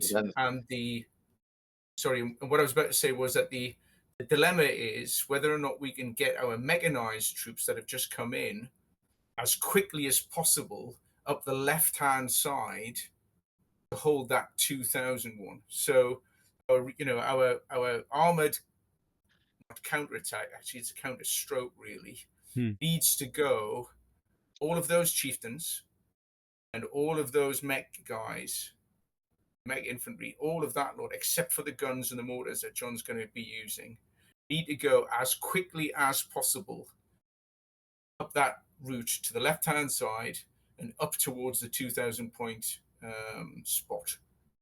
All right. Not the mortars. Yeah, just and they need to move relatively hasty. Okay. All right. And go left to there and then left to there. That's it. And then hopefully, if they make it there before the guys break through on the right-hand side, they won't be attacked by anything. They're still in the dead ground of the ridge. And then they'll be able to hold that 2,500 point left-hand side of the ridge, basically, was our original plan. That's my thought, anyway. Should we fine-tune the final location of these guys? Because when we do move formation, they're going to stay in a column and stretch out along this road. But where do we want them to terminate? How long's our next OODA loop? 32 minutes. 32 minutes, and that's probably they're going to get there in time. They're going to get there in 20 minutes. It looks. That's fine. Move that 2 just slightly forward and left of where the Milan is. Go left. There. So they're into that area there because that's going to be that counter attack. Okay. Now, John, do what you can to slow them down, I think. How about our infantry? Should we put them up on the river slope? Okay. Yeah, that's great. Yeah. That's our mortar. Our 51 millimeter. He doesn't want to be. I don't think he wants to be moving. Don't move him. Well, he can't hit anything. Where's his line of sight here? His range is max. Oh, it's only no, it's all right. It's a 51. This is our 81. It's 2-inch mortars. Yeah, this 81 is going to be So the 81 should move up to like just north of Eidinghausen. Yeah. Okay. Into one of those prepared positions, maybe, because there's a couple of prepared positions in there. Yep. Sure. On call. Hang on. Yep. Yeah. Okay. Yeah. And what's the other one? So that was just the 51 it's a 2-inch. He's got the okay. Yeah. Short range. So they've got a much shorter range, so they'll want to move up even further. Yeah, so they're already heading up towards the ridgeline. That's fine then. Yeah. Now we have this Milan team. Where should they position? That's mobile Milan. So hang fire just a second, because if these guys break through the ridge on the right-hand side, it would be a really good idea to have that Milan team as a backstop. Right. Either there or potentially a little bit further north. Is there a dug-in position further north? This one. Keep going north and just slightly northwest. That one's one of those dug-in positions there, because we want them in defilade. No, not there. Go left, north, 2 Texas north. There. Okay. So back down. Sorry, back left. There. That's it. Yes. Because then if those guys break through on the ridge, they'll be able to kill them as they come over the top. Okay. Excellent. So we'll probably want to set them to anti-tank missiles should never really shoot head on. They should always be shooting flank on from somewhere where they can't be seen. It's a defilade position. Excellent. Alrighty. So our reinforcements are coming in. Now our new artillery. Do we want to hit this left side? Well, I'm really tempted to, but if we don't have a way to fire on the right, that position might just get completely overrun. Okay. So how many forces are on the left? Because that's that weighs into the That's the decision. best part of a regiment, that. Holy shit. Hang on. 1, 2, 3 companies and a couple of headquarters. 13 tanks. I think we have to hit that because that's too juicy a target to let up that's concentrated. And frankly, that might overrun the left because we've got 1 company there. All right. Yes. 50 rounds, 7 minutes. 50 or 60, really? Okay, let's do 60 because there's a lot of targets to hit. Yeah, and the actual method would be even higher, really. Should we do both onto that location? Yep. Ouch. These are 155s, of course, as well. Yep. So they're not 105s. Yeah, the other one, the light guns have already been popping away, but. Right. Okay.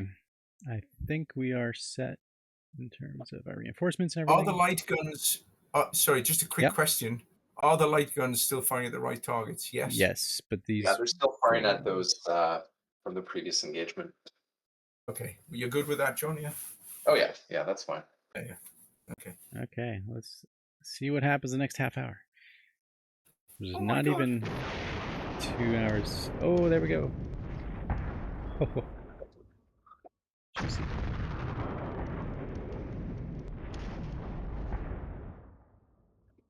At least 3 on each. And they're scooting out of there now, so that's breaking that attack. Yeah, they're withdrawing. 2 platoon will fight for another half hour.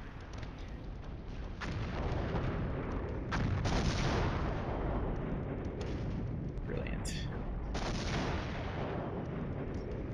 So 155 is just such a bigger impact than the 105. I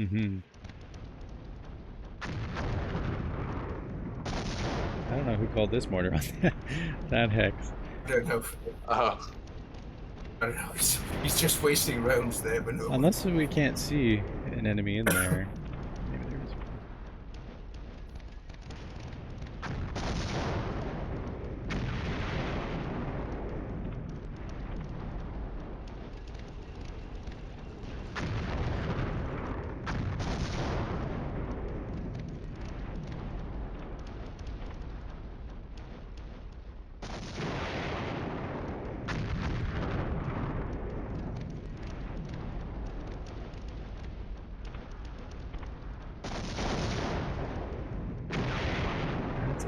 firepower. Now they're moving into this hex.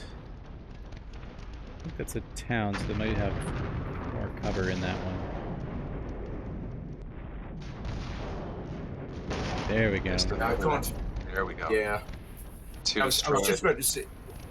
Sorry, go ahead. No, it's just it seemed to take a while for them to adjust on, but that's fine. Yeah, what I was about to say was I can't think of it. I can't think of force in the world except maybe Japanese that would keep coming. The face of, you know, batteries and batteries and batteries of 155s. Landing on them. And of course, the other thing that we're not spotting here is the fact that they're also hitting minefields. There's a couple of minefields there as well. Mm-hmm. So that's slowing them down, which is going to make the guns more effective. 2 platoons engaged. 2 platoon are all getting VCs all around, actually. They're on the forward smoke and doing a lot of the spotting. Fu A actually is probably having a field day there because he's just sat in that little town. He's redeeming himself for his lack of effective optics now. Yeah. Mark 1 eyeballs. Let's see all this. Oh, our Milan. Oh, the Milan. Yeah, he didn't get out in time. In fact, the problem is he's on a parallel retreat path with a whole bunch of infantry that are mechanized infantry that are coming off the slope. Frankly, I'm not too worried about the fact that they penetrated on the right between Z Company and Y Company because we thought they probably would, and so that's okay. So you've got a platoon isolated with. Who's beneath the Fu? Who's co-located with the Fu right now? It's another platoon. Oh, okay. Well, that's all right then. Yeah. That's good shooting. Yeah. Thank you, guns. So for you two who have played this scenario before, how are we doing compared to previous iterations? Definitely better than being on my own, that's for sure. And slightly better than I did the first time because the first time the lead companies were overrun. Start positions in the scenario setup are too far forward. They need to be further back to the ridge. That was just so. I just played it with the initial start setup, which just to see how it would go. But then afterwards, I thought, no, that's not a good tactic. I did think to myself, Keith Whiteman would not have deployed like this. Because Keith was an excellent chap. Oh, here the tanks are coming in. Oh, on the left. Yeah, but they're getting missiled from that ridge there, but that's okay, I think, because hopefully we'll be able to kill those ATGMs that are up on the ridge, because then the tanks are moving to the left, and as long as they get out of the line of sight of those ATs, they should be all right. We lost a couple of tanks there. No, that's not good. They should have gone further left to keep out of the way of the... Yeah, they've got that forward slope there now. They're on the high ground, so we might have to adjust. Fu A is out of there. He's going what? Looks like a fire mission was called on that hex, so we'll see if that comes on time.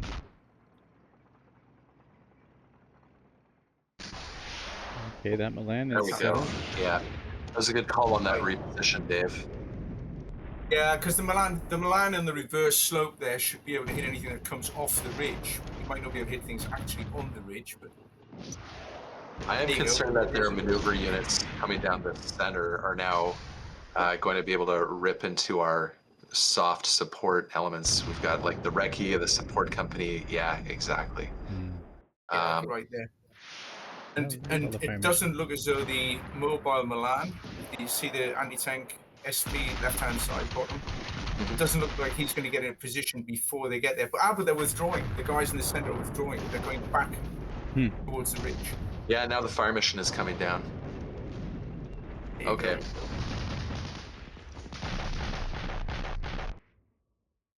Yeah, and one platoon with X Company, who used to be commanded by Graham Oliver, a good friend of mine. he's now engaged with those guys in the center there, so that's okay. He's still kicking. Actually, he wasn't in the 6th Battalion. Actually, he was in the 1st Battalion. Ah. So what have we got? That was the end of the. Yep, end of the turn. So we can make some adjustments now. Okay, can we look on the right and see what? What's the status of Zedkoi?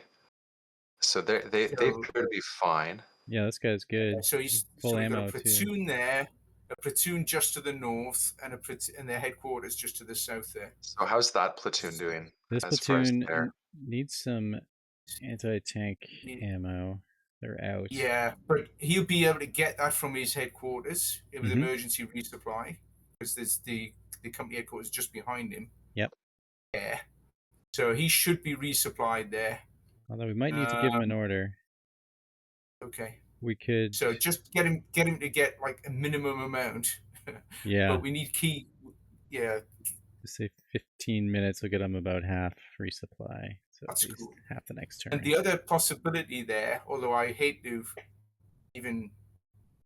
do it, but the 9 platoon, Z Company should be 9, 10, and 11. Actually, Andrew, just for future ref. Okay, good to know. Yeah, so it should be 9, 10, 11 because I was 11 platoon Z Company. So that platoon there can't hit anything in the area that we're interested in. Yeah. So he should come forward now by about 500 meters, up to about there somewhere. Get him to do a little end around and end up in that location. Yeah. In which hex? This hex right there? In that hex right there, you can see the objective. Victory point. Yeah, that's where he should go to. Yeah. Okay. I mean, he hasn't got a lot that can affect it. He's got 84s and a couple of machine guns and things, but at least he'll be able to see it and maybe bring some fire down on it potentially. What's the visibility that the co-located foo has, Andrew? When you're done moving, just want to see what the foo B can see from that position. Not much. No, so he'll accompany that platoon then. Okay. Because he can't see anyone. Yeah, we can look after him. Yeah. All right, and then can we see what enemy forces are in that central penetration? So the lead element is a dismounted. We've got anti-tanks and mechanized infantry, and they're pulling back. Yeah. At least the mechanized is pulling back. The anti-tank is static in this hex, and there's a mortar fire mission was called on there. That's fine. Yeah. And we move the support. Those you were talking about the worry about the support company. Let's get him get him move northwest to that other position there. That's it. Yeah, get out of there. Go quick. Yeah, and the Milan that's trying to get out of there. Let's have a look at him. What's he got in terms of ammunition? I think the reason he was moving was because he was out of ammo. Yeah. Yeah, he's nearly out, but if we hold him in place, he could engage. Yeah. He's very Let's hold him and then hit those positions northeast with the guns. Okay. With the 105s or the 155s? The 105s are the ones currently on those targets around there. So yeah, let's move these targets because that's not going to hit anything. So do we want to hit this? Yeah, that's fine. Eliminate the third barrage because it doesn't still good on 60% ammunition. By the way, I just spotted that. Well, we'll ramp up the ammo. Don't you worry about that. So I think there might be a bug. I wanted to remove 1 and it removed 2, so I got to Okay. Now, does that reset their adjustment time and everything else as well? From 5:45 in 5 minutes, the first one will come down, and the next one will come down in 20 minutes after that. Okay. Now, I tell you what. I mean, those forces are falling back, aren't they? Yep. Yeah. So that should be a very short barrage. So that it's now 5 minutes, and then this one will be 15 onto that hex. But this unit is moving up next to the Milan. So they might even We be should there. be able to adjust. Hopefully, Yeah. Okay. As Alright. they move forward, they're probably going to come under fire from the Reggie and 5 platoon as well. So Now we have this And then gun. the other guns then. Almost out of ammo. It's got 32 HE rounds left. Okay, well let's fire all 32 off. Okay. And at that depth, This guy here. how big is that target? What? It's not very 3. big. It's an Oh, 18. no. Just We don't care about that then. Yeah, the larger concentration of. Yeah, for those people who are watching, the counter, the number in the bottom left-hand side gives you an indication of how many units are in that counter. So the one in depth there had 3. The one that Andrew's just put the target on has got 17. Now that's going to be a mixture of dismounts and mechanized, APCs and things. So And you then can get a pretty good view. Okay, yeah, thanks, Dave. So that's actually good because that informs what we want the off screen battery to engage on the ridge line. We've got that. Again, I don't see any HQ or supporting elements, which I typically try to go and kill before dismounts. But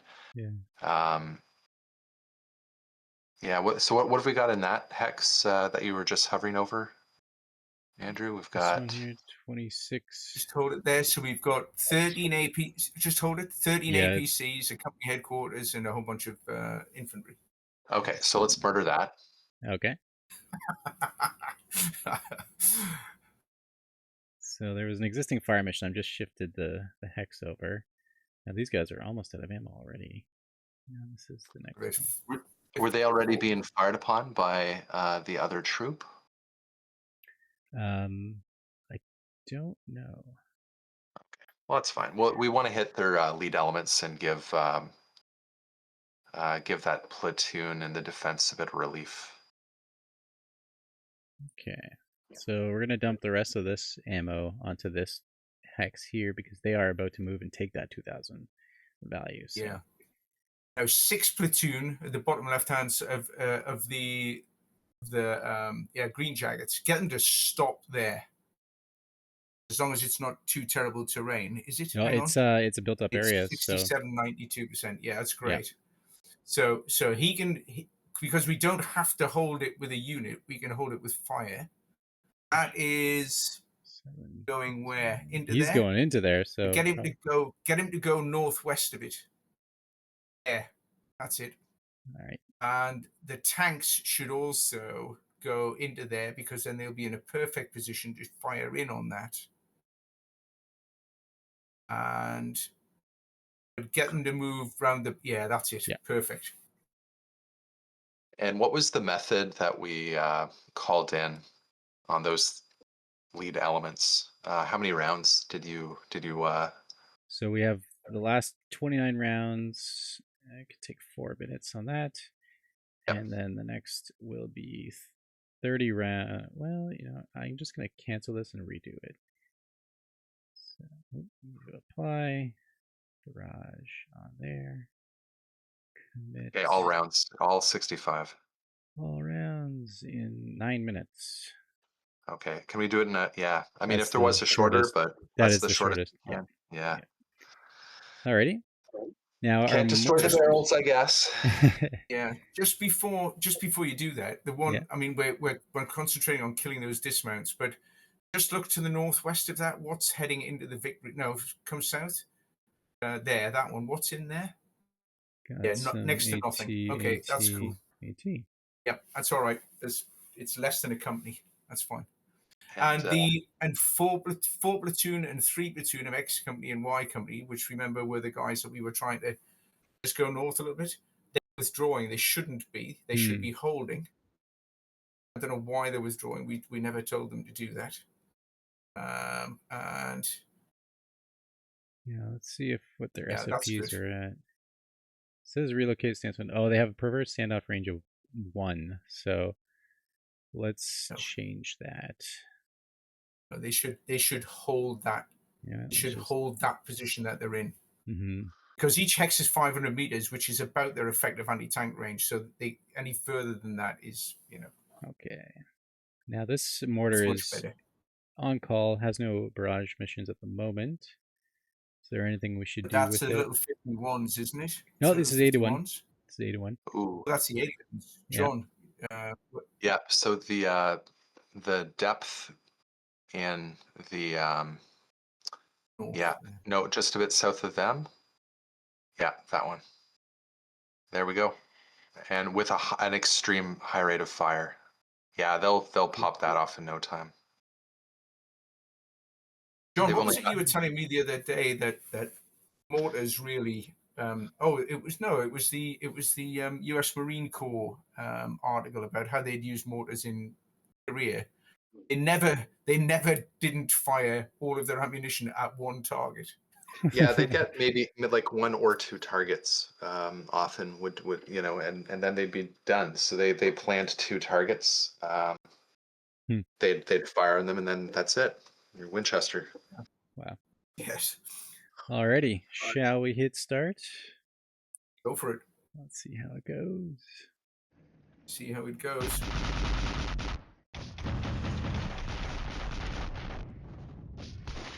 Oh no.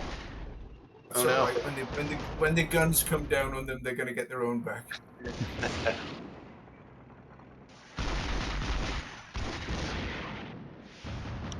Well, that's the little Milan that could on the right.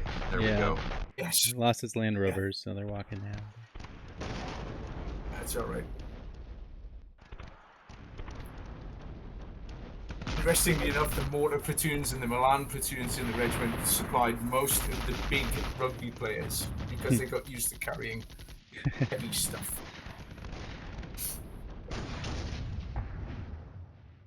Oh, tanks in the middle. Just spotted tanks in the center there. Yeah. We didn't see those before, so well done.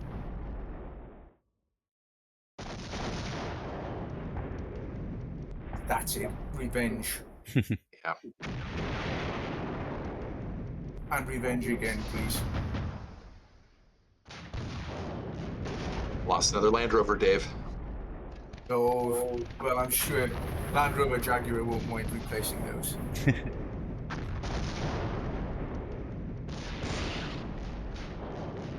This is a tough scenario. Yeah. But it's a good one. It's a good one. Gotta be resourceful, that's for sure.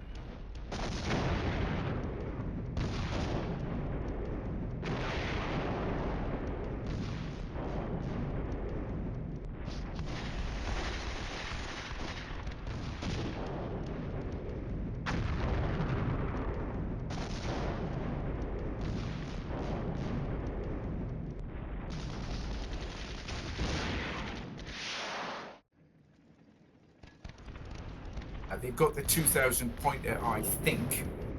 But let's see if the counter-attack with the tanks and the mechanized infantry can get it back. Because it looks as though they're breaking on the left-hand side. Most of those guys are actually withdrawing. Yeah. And in the center, they're also pulling back as well.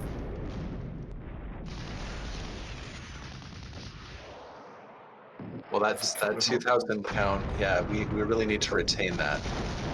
Yeah, well, we've still got it because it's interesting. I suspect that what's happened there, Andrew, you help me out. The program, because they haven't stayed in it long enough, or there wasn't enough troops, they haven't captured it. Yeah. It just passed straight through. If you see what I mean, it's not.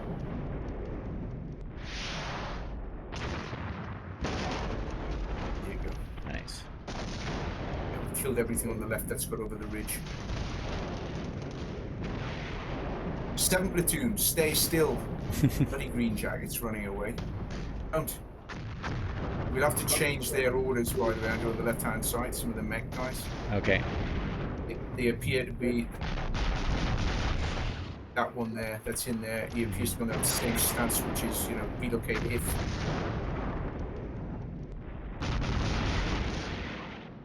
Oh, one platoon got overrun. Oh, no. Overrun. Yeah. It's okay, but because there's 2 platoons in depth behind him, it doesn't matter. Oh, it does. If you're commanding that platoon, but But as far as the great scheme of things goes, yeah, he sees 432s are getting destroyed because he's moving. He should not be moving, should be standing still there. Right.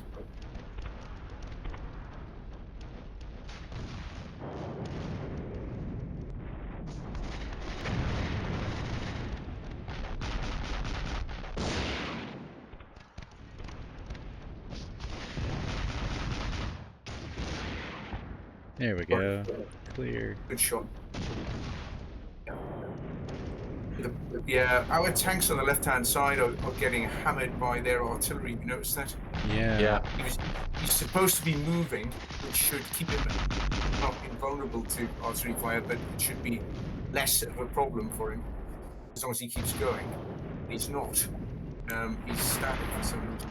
He may have been in a hold order before, which means that the time it takes to get moving is going to be a lot longer than if they're on the screen order. Yeah. Yeah, and we lost a couple on the way in as well from their anti-tank guys on the ridge. I thought we'd get there before they made it. They didn't.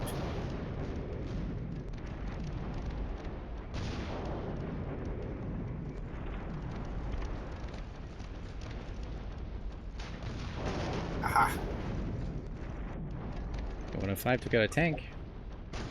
Hey.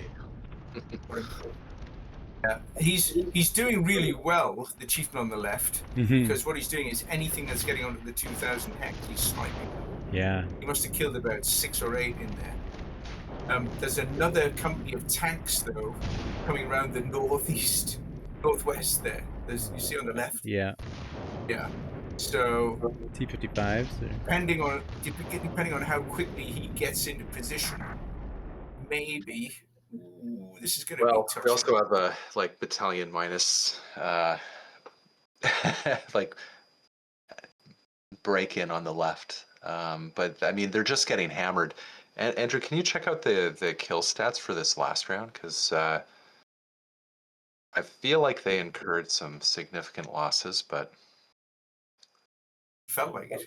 Oh my goodness me. 161 units. All right, Yeah, that's the best part of 2 regiments, I guess. We haven't checked lately either, but we're about halfway through our timing. 242. Yeah, we're on 3. Yeah, we're on almost 3 hours of 5 that we have to do. And they're only at 71% force. Yeah. Yeah. I'd feel better if we had a unit on that 2,000 pound or point position. But moving I'm not too worried about that because place people and make them more vulnerable. Yeah. We'll set them the hold. I think we can hold it with fire, if you see what I mean. It's only vital ground as long as they get onto it, and as if they get onto it, we can murder them. I'm gonna rest and resupply these guys. I don't think that they are seen right now, and they are out of their anti-tank ammo. So if we resupply them, they'll be able to then start engaging these guys as they move in.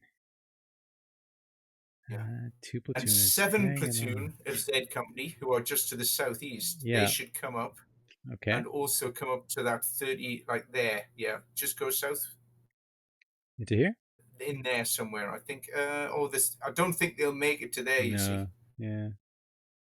Should they reinforce 4 platoon, or is that too many people in one area? I think they'll get hammered by artillery fire. If you put 2 platoons in the same area, I think they get hammered by artillery fire. So, into where the 69 is, I think. This one, yeah. Yeah, into there deliberately. All right. Please, yeah. That's the counterattack. Okay. How do we have up here? And okay, these are just HQs. We got this platoon. It's okay. That's all right. Oh, we still have one little Milan. Yeah. Okay. But we've also got the mobile Milan. That one just there. Hit that and see what you can see. So if they come further south, like those 15 there, he's going to take them. Yeah. He could relocate to there, but I think he doesn't. No, he still doesn't have visibility on their axis of advance then. Yeah. But I mean, if we lose that 2,000, I don't think he's any good unless he's contributing to the fight. That Milan's good, I think. He's resupplying, and that one's good. Yeah, that's fine. Alrighty. 2 recce platoons down to the south are not going to do anything. Nope. They're just recce sections. Just check where that tank is going. No, the foo should stay put. Why is he messing around there? I don't know. Tell him to stop. Tell him to stop. I'll tell him to stop up In here. good cover somewhere. Yeah. Yeah. And hold. Yeah, because he's doing a great job of calling stuff in, but he should not get anywhere closer to them, should he, John? No, he should not. I'll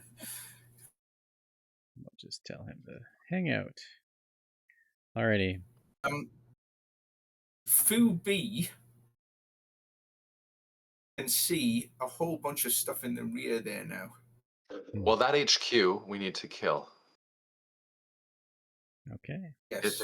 If that's an HQ, because they've incurred so many losses that if we can reduce their OODA loop, I think that might have a significant impact on the battle. Now, do we know what type of HQ that is? Like what level? Not which level. An APC and 3 headquarters units, so it's probably the regimental HQ actually. But I'm worried about the fact that if you use the 155s on it, our left-hand side will just fall apart. No, 105s. Yeah, it's the 105s have been firing on the right thus far, Dave. Most of the day. Yeah, we're good. Okay. And they've got 33% ammunition left.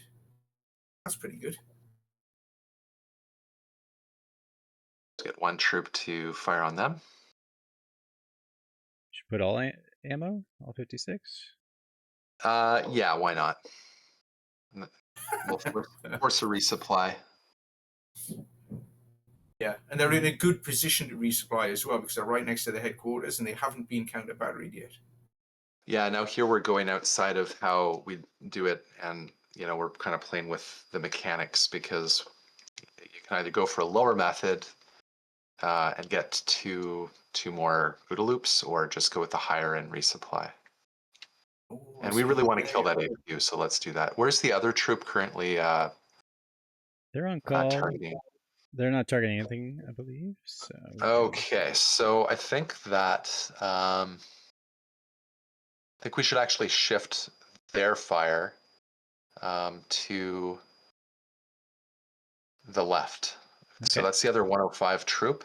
Yep. So let's get them to right that target right there, and then have the 155. Yep, that's good. That'll probably use the last of his ammunition before he resupplies. Actually, that's fine. And then we'll get the 155 on the depth element there. Yep. 2 fire missions. Yes.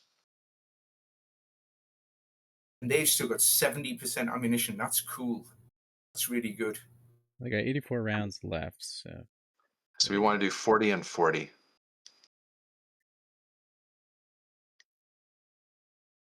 Actually 44, and that way they'll be empty. Say all in the second one, and oh, yeah, I can't do that. Okay, well, I'm sure it'll adjust. All right.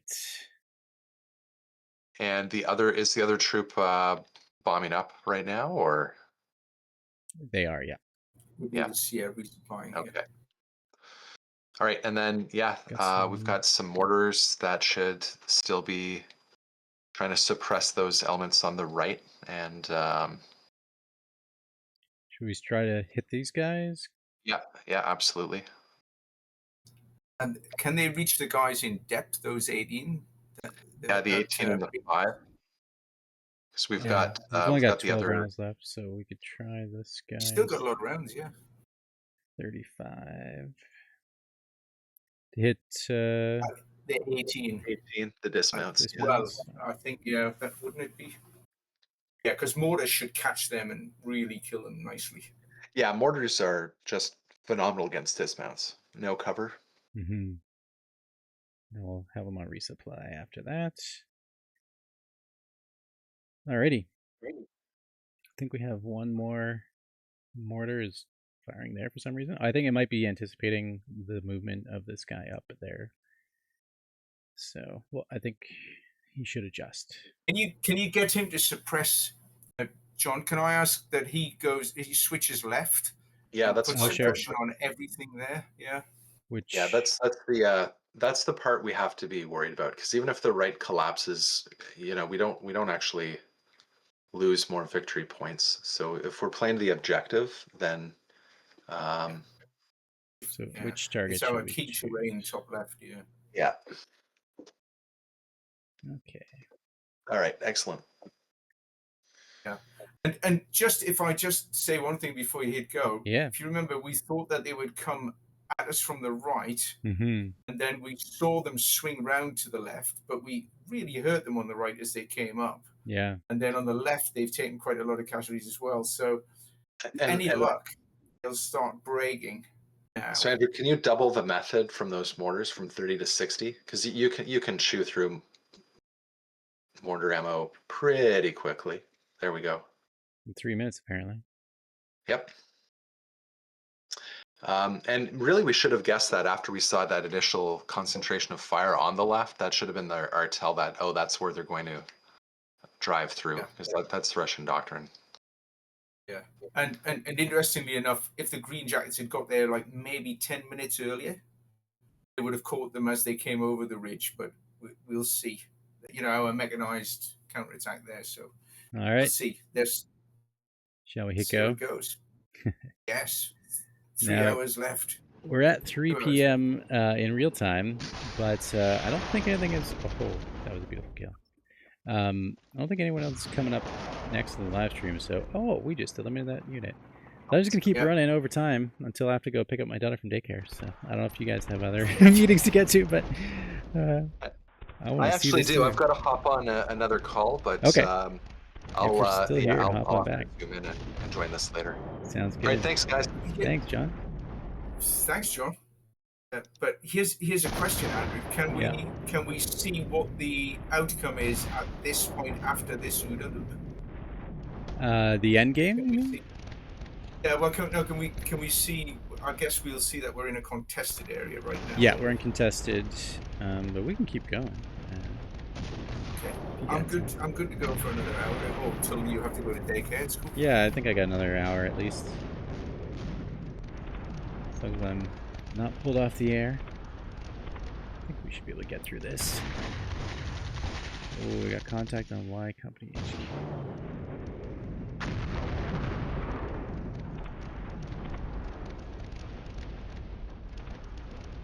That they are getting absolutely murdered.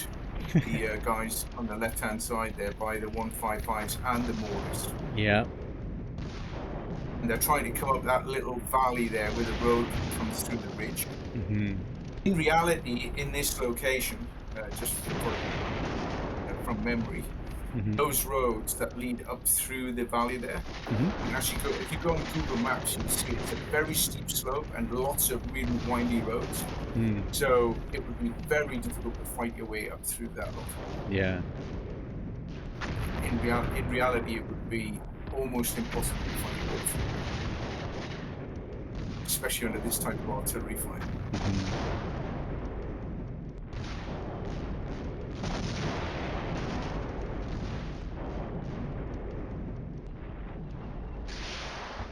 All right, that Milan got some rockets. And now the Milan in depth. Both of those Milans in depth now will be able to shoot anything that comes onto that crossroads. Yeah. So that one can shoot left or right, and the one in depth can shoot to the right as well. But these are classic defilade shots. There you go. Nice. Here's another one. Yeah. And they're withdrawing.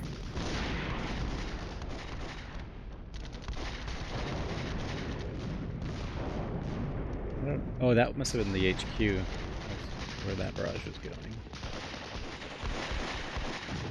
Something got into the middle somehow. Yeah, How did they get in there? They sneaked in through there. Yeah.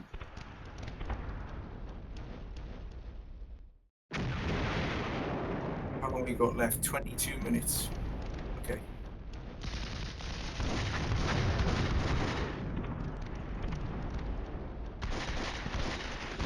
Whoa. That platoon just got annihilated. Yeah, got overrun. And the problem was it was having to resupply, you see. It was almost out of ammunition, so it wasn't in a good stance when they hit them. That was my bad. I told them to resupply. Hopefully 3 platoon isn't spotted in their resupply time. Yeah. Okay, electronic warfare is adjusted. Okay. Is it up to high now? I think it's at medium. Okay. So their OODA loop is better than ours right now. Yeah, that's true. But hopefully by killing that headquarters, which I think we did, that might slow it down a little bit. Well, we lost Fu A on the left there. Yeah. Yeah. But the tank will get his revenge. Yeah, there you go. That's right on time. That tank in the defilade position can kill anything coming off the back of the ridge. Yeah. His problem will be when that company of tanks comes down off the ridge, and we'll see what happens there.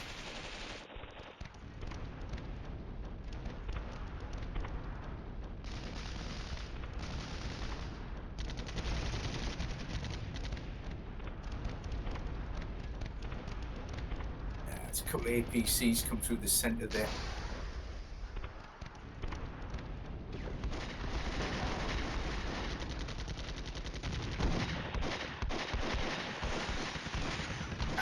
I didn't think they would be there. No. I thought that 7th Platoon would get into position before they reached that point, but they're going to get caught now. Nah, yeah, that's not good. Yeah. Oh, now our Malons are taking artillery fire. Somebody's spotted them now. Must be this guy up here. Yeah, that's a reconnaissance unit up on the top, and he's spotting everything in on the reverse slope now. Okay, we're at the end of our... Wait a minute. Okay. Okay. So, those guns are resupplying. The other guns are resupplying. The mortar platoon there is out of ammo, so he's resupplying. Oh, sorry, that's the guns. Yeah, one gun is he's at ammo. 90% ammunition. Okay. So he has to do most of the work for us here. Yeah. So in that valley on the left-hand side, where we've got they're queuing up here, we need to get him to hit that at the back, and the one that's pulling out. This guy here? That one, yeah. Should we hit this hex because he's moving into that one? Maybe? Yeah, not bothered. I think let's get the guys that are pulling out, and the tank unit that's up on the top left as well, if he can, for his next one. That's it. This guy. Yeah. And there's another tank platoon. There's another tank unit which is moving into the same place as Fire Mission 1. So hopefully we'll catch him with them both. How much ammunition has he got total? He's got 108. So right now we have 30 on each. So that'll be 90. 30. That's good because he can go Winchester. That's not a problem. And the other one will have relocated, rearmed by then. Now he's on 15 minutes per, but we should probably drop that timing down, eh? Oh, as quickly as you can, yeah. Quickly, yeah. Bring stuff down in short order. Yeah, there's no reason not to fire them fast. John would be suggesting this as time goes on. Alrighty, now our mortars. Okay, so that's the big guns. These mortars here. They have lots of ammo. Oh, they've only got 40 left.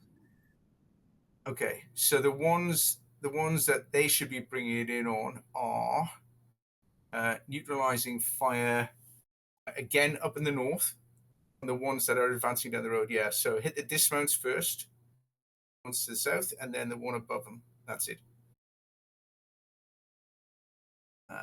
Maybe 20 and 20 rounds he's got, but again, hit them as fast as you can, with as many as you can. Okay. There we go. That's cool. And these guys are resupplying. Yeah. Although they have, it's got 80 and 40, so I think he's got 80% ammunition left. Yeah, he's got 80 rounds, so we could use them. Okay, so all of it. Okay. A whole lot. Northwest target, just to the southeast of the tank unit. Yeah, not that one. Go right. Yeah, a whole lot. Catch them before they get up on the ridge. Alrighty, 4 minutes for 79 rounds. Yeah, they'll smash them to pieces. Now maybe I should put this guy into hold away from the resupply. Yes. So we don't lose him. And also 7 platoon there that is stuck. He's only got 2 so. units left, just getting to stop. Yeah. All right. And the only other funny one is that we've got, see the 1,000-point objective in the center? Yep. Yeah. There's nobody actually got it, which is cool. What is just to the south of 5 platoon? Just, I think there's a Milan in there resupplying, just one guy. Okay. Yeah. And what else is in there? That was a Recce HQ, I believe. Okay, so that Recce HQ has got what? Probably not very much. 2 ferrets and a scout team and 2 ferrets. HQ. Yeah, okay. So they do have 2 Law 80s. They could do something. Okay, so get them to go northwest 1 and hold. And that will help support their company headquarters.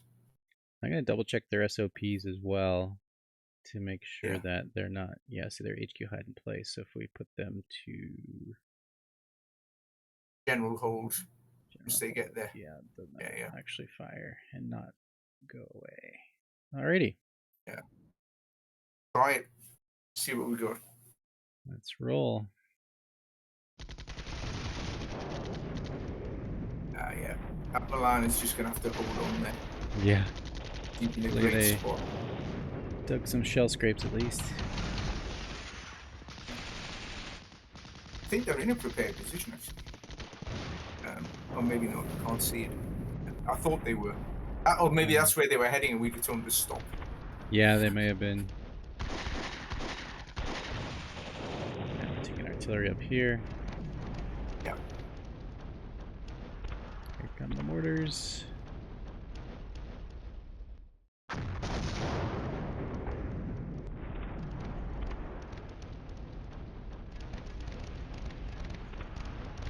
So what years were you in this area, David?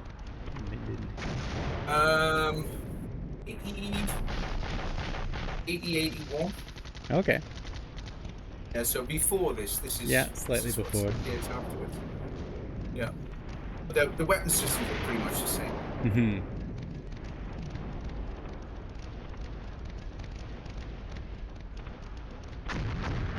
But my unit was based in Minden, but we were going to deploy forward from there because we were 4 armored div. Right. And 4 armored div's main task, 11 Brigade, is a delaying force on the east German border. So we would have only fallen back to here, if you see what I mean, after we'd done a job over there. Right. So different stats really.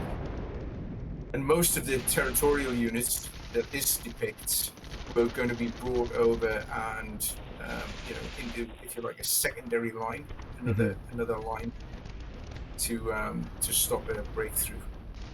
Yeah, I think that's what this scenario is trying to represent. It's a few days after the invasion, and they've lost Minden. This far. Yeah. That was an effective strike.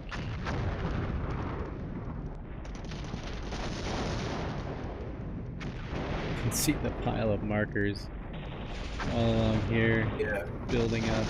Yeah. What we've done occasionally when we've been using Flashpoint and other programs very much like it is, and we're using real terrain often in Europe that we're looking at, is we'll pull Google Street Maps up.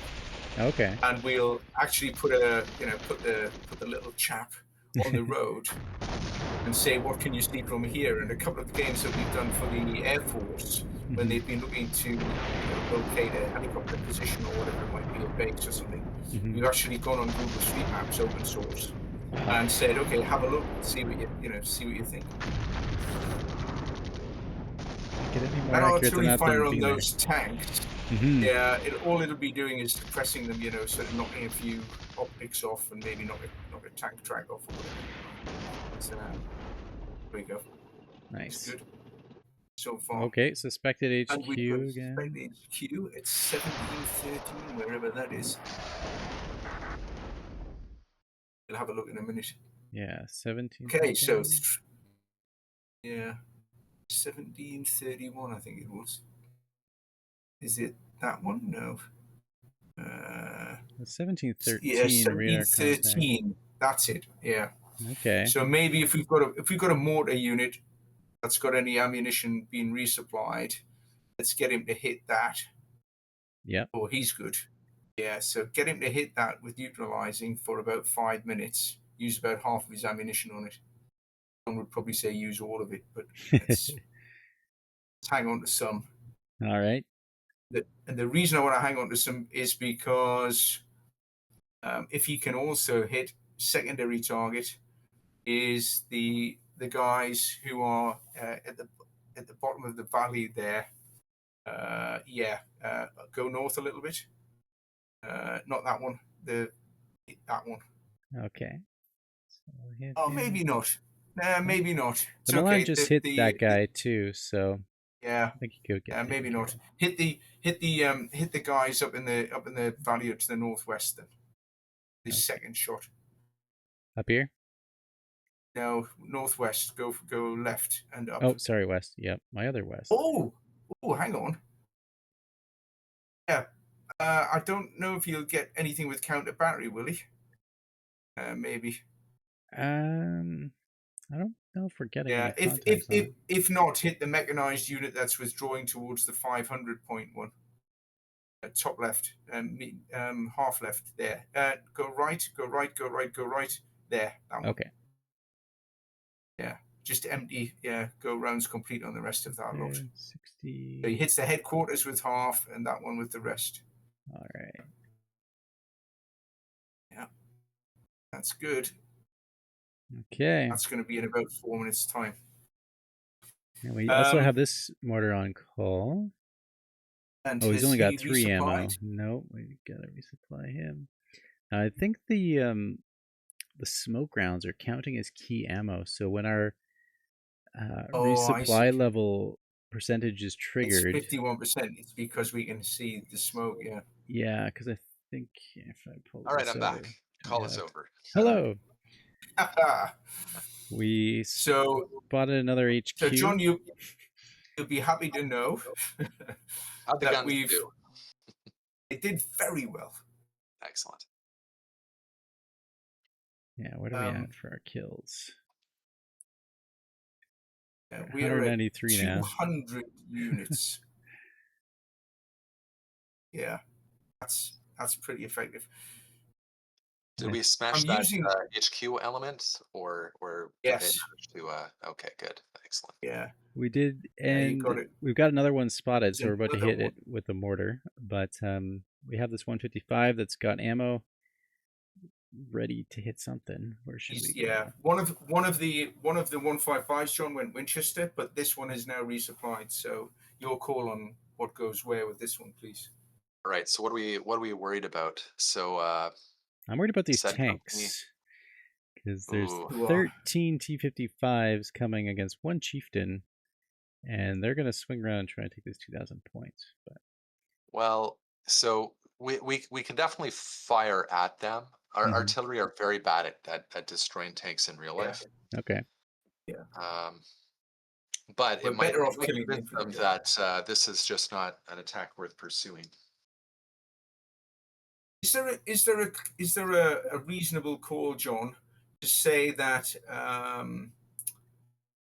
if you put some suppression fire on them, at least it'll slow them down a little bit? Oh, absolutely. It'll tear off their optics. Whatever sensors, antennas they have, it makes life very uncomfortable for them. Okay. Let's try it. We've got free ammo. Suppress them, at least slow them down. Okay, but up the rate significantly, though. Want a higher volume of fire on them. 5 minutes. Right. Should we send them somewhere else after this barrage? We got 108 rounds. If we dump 30 on the tanks, we could. So dump 60 on the tanks. Okay.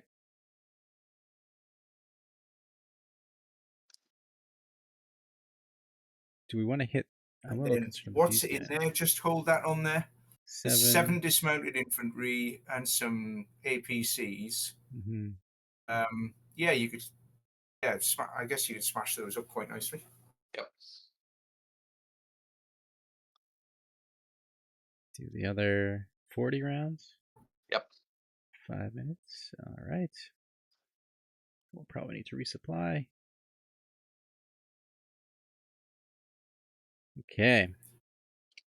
But you, And there I don't know seems if to you be saw no John. counter battery threat either, because typically the guns would be moving quite actively, but I don't think there's been any counter battery. Not on the off-map ones, and I think these guys are out of reach. And yeah. All right. So what are they at? So okay, we've got full ammo now here on both of these guns. They need some fire missions. The 105s. Okay, so Dave, hear me out here. I think we want to reclaim that 500 point marker on the right, and I think we should use our guns to just further solidify our position there. I like it. In fact, you read my mind, because I was thinking about, just if you, before you set the fire mission off, Andrew, just tell me what that platoon on the right hand side can see and what the foo can see. Can we see that victory hex? Not quite. Yes, we can. Here, yeah. Yeah, we can. Yeah. Yeah. So there's nothing in it. So one of those platoons, the lower one, the one on the high ground, okay, the one on the left should move deliberately into the valley to the left and then take it. Yeah.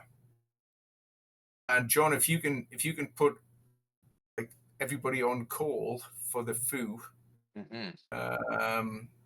Yeah, I think we want to support that and eke out like a tactical victory if we can. Should we move the foo up? I don't know. So are you moving? Are you moving the right platoon, Andrew? Or do we want to move the left platoon or the right platoon up?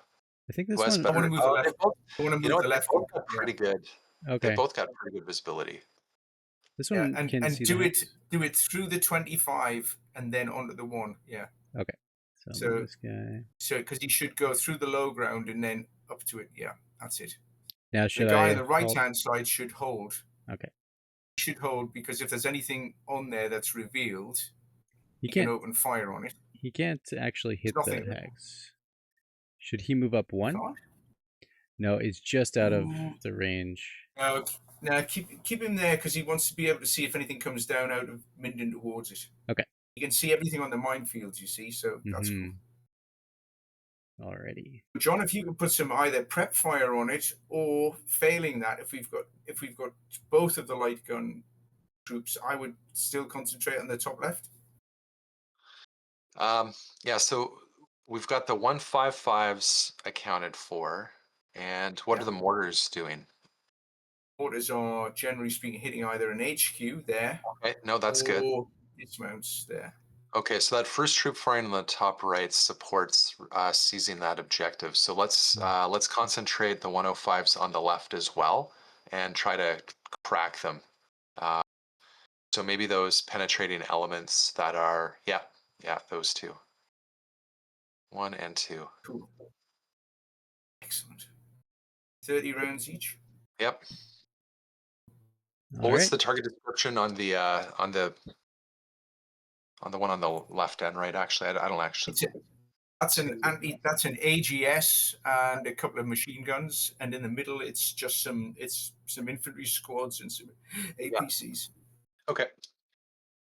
We could double up the one on the APCs to 40 rounds, 50 rounds.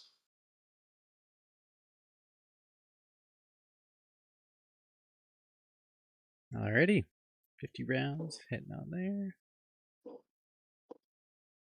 Okay. And what about that cheeky on the right, that infantry? Is that an infantry? Yeah. Who's that's that? a AT. We've put a lot of mortars on him already. He seems to be withdrawing north as well, but he has not done much. Like you say, he's being cheeky. He might be heading up here. I think he's smashed up good and proper. Actually, I think he's pulling back. Right, and north of our own AT in the center. Yeah, this guy. What's that? It's a BMP. He's trying to get a BDRM, BTM.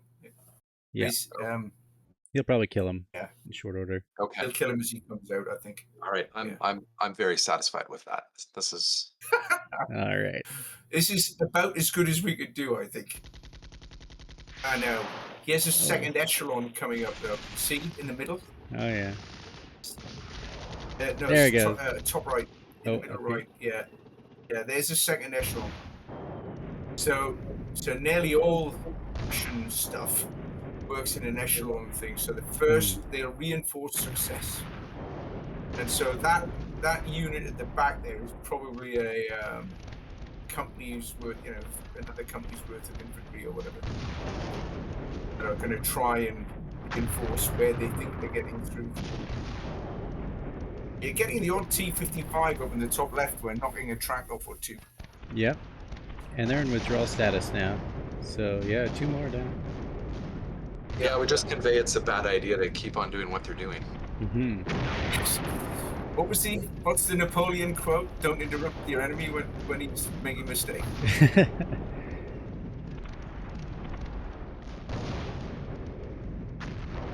So far, so good. That mortar battery, the headquarters is either killed or it's gone. You see, he's continuing to hit it in the center. North there. I think hitting that, but it's gone. Either we killed it.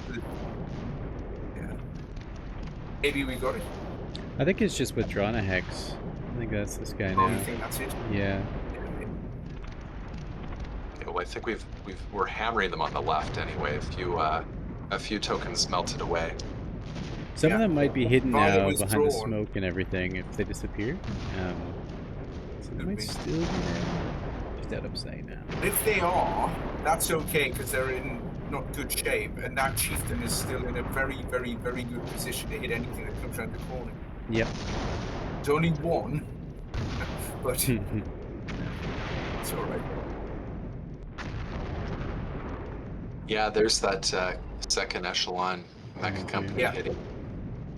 Yeah, but he's going to still try and be stupid and come up the same road. So we're going to. There you go. He's having to dismount and withdraw. Yeah, and we can really concentrate our firepower on that axis now. Yeah. More tanks, or is that the withdrawing company? This one's in assault mode. Is pulling back. But yeah, I think he's on going on an obstacle. That way, yeah, he's on the minefield. There might be the obstacles here. So I think he's trying to just pull off. Yeah. Oh yes, yeah. There's a because all the front slope of this was all anti-tank ditches and stuff, wasn't it? Mm-hmm. How are we doing? 409 of 5. Okay, we've done it for 4 hours. I think we've beaten them off. Yep, and it looks like might end up in contested range. Yeah, slightly better than. Well, if we can take back that one on the right-hand side, though, that might push us back up. Yeah, I want that victory, Dave. I want it badly.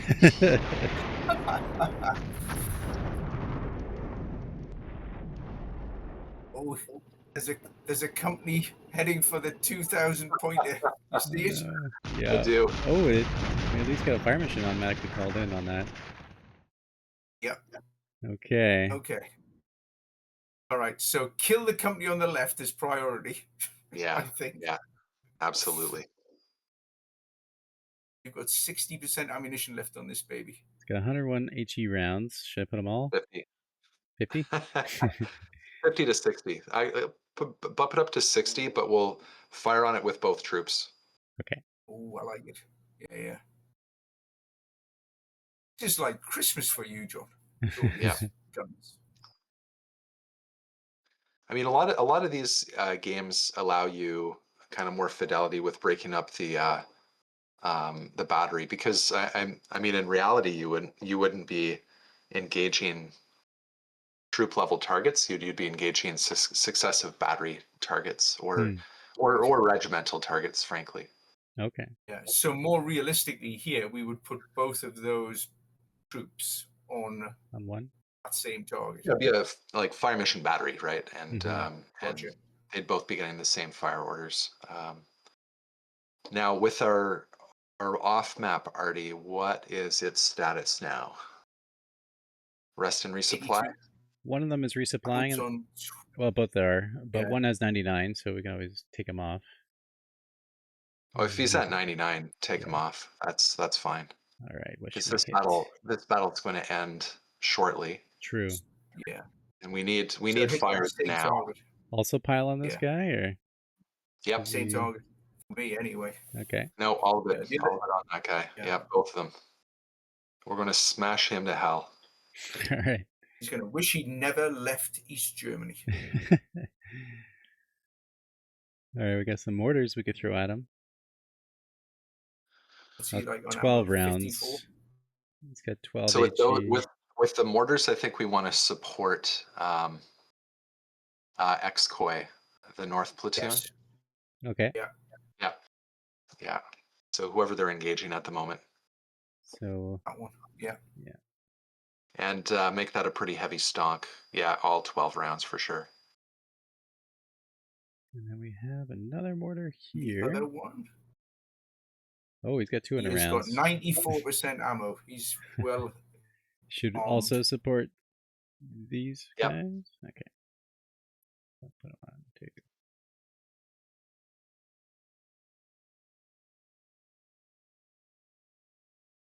Oh, 50 Yep. rounds each. Oh no! Oh my goodness. Alrighty. That's going to be good. Short, sharp missions. Excellent. Just do a quick check for me, please, of the Milan in the top left-hand side. The one that's in depth. He's got 33% ammunition left. Yeah. Just get him to resupply, but only like another couple, up to 50% or whatever. He should do it really quickly. Yeah, 3 minutes Okay. to get to 50%. Perfect. Yeah. He's just And far because from if there's HQ. anything, if those tanks come back or anything else comes through that gap, you can see them. Right. Yeah. Okay. Excellent. So is 2 platoon X-Koi, are they about to be destroyed? Are they being assaulted right now? They're in a okay. fight. Yeah, with this Yeah. little guy. But Okay. And they are. they're still earning their VCs I know what there. you're thinking, John, but it would be a gameism. No. Oh we're yeah. not going for the No, 500. I'm not going to do it. I'm not going to do it. We could, but no. Send in the recce. Yeah. I'm gonna set these guys to hold. I don't know why they're on screen, but they should hold and dig in. They're on hold. Yeah, that's Yeah. cool. And Okay. they should be able to shoot that 18 unit up if it heads for the 2,000 pointer as well. I don't know why this So guy's Andrew, on rest. one thing in our professional military war games, we never tell the players when the last turn is. Okay. Because they'll tend to we call it last turn madness, where they make the less than professional military decisions for the sake of winning an objective. Right. That minute. Yeah. All right. And we know we've only got 40 minutes left in this, but this is what I'm thinking, that now would be a good time to see where we're at. We're in contested. That's okay. Still in contested. But also at the end of the game, what's going to happen is these objectives will be evaluated. So if we have more units within 1 hex range of this 500, it will flip to us.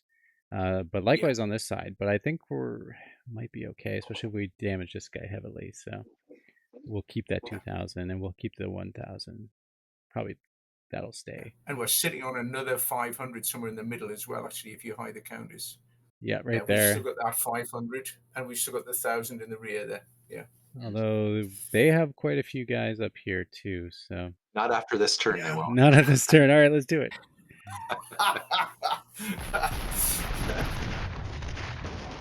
Yep, called it.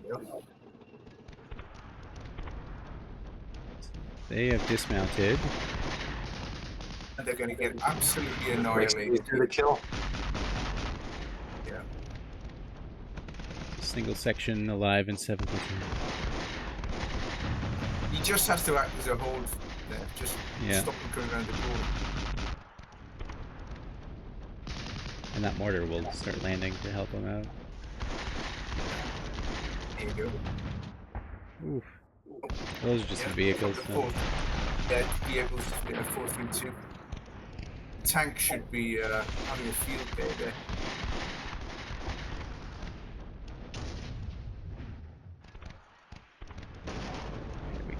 boop, boop, boop, boop, boop, boop, boop. Yeah. And here come the 105s joining in. Both of them, both troops. And the 155s come off map. Here you go.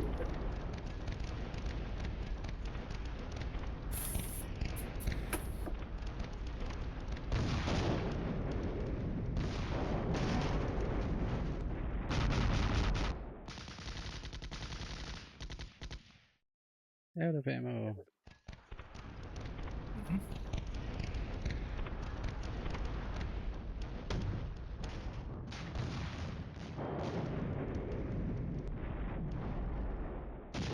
Get right close into the battle. Come on, So Zed. they're paying dearly. Yeah.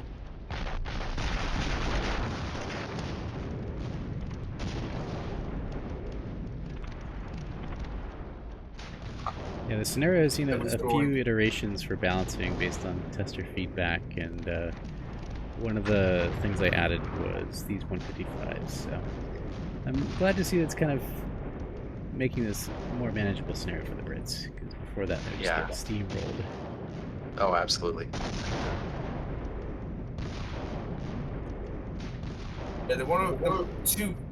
Yeah, the two like the single battery of 105s could cause a lot of casualties, but there was just too many East Germans on such a wide frontage that you couldn't stop them everywhere. Yeah. So the indirect fire capability has made it a more balanced scenario for NATO. Finally got some movement of 8 platoon. Yep. Wow, withering. Was that them withdrawing now? Yeah, so that little blue arrow, they were trying to withdraw north. The red is an assault order.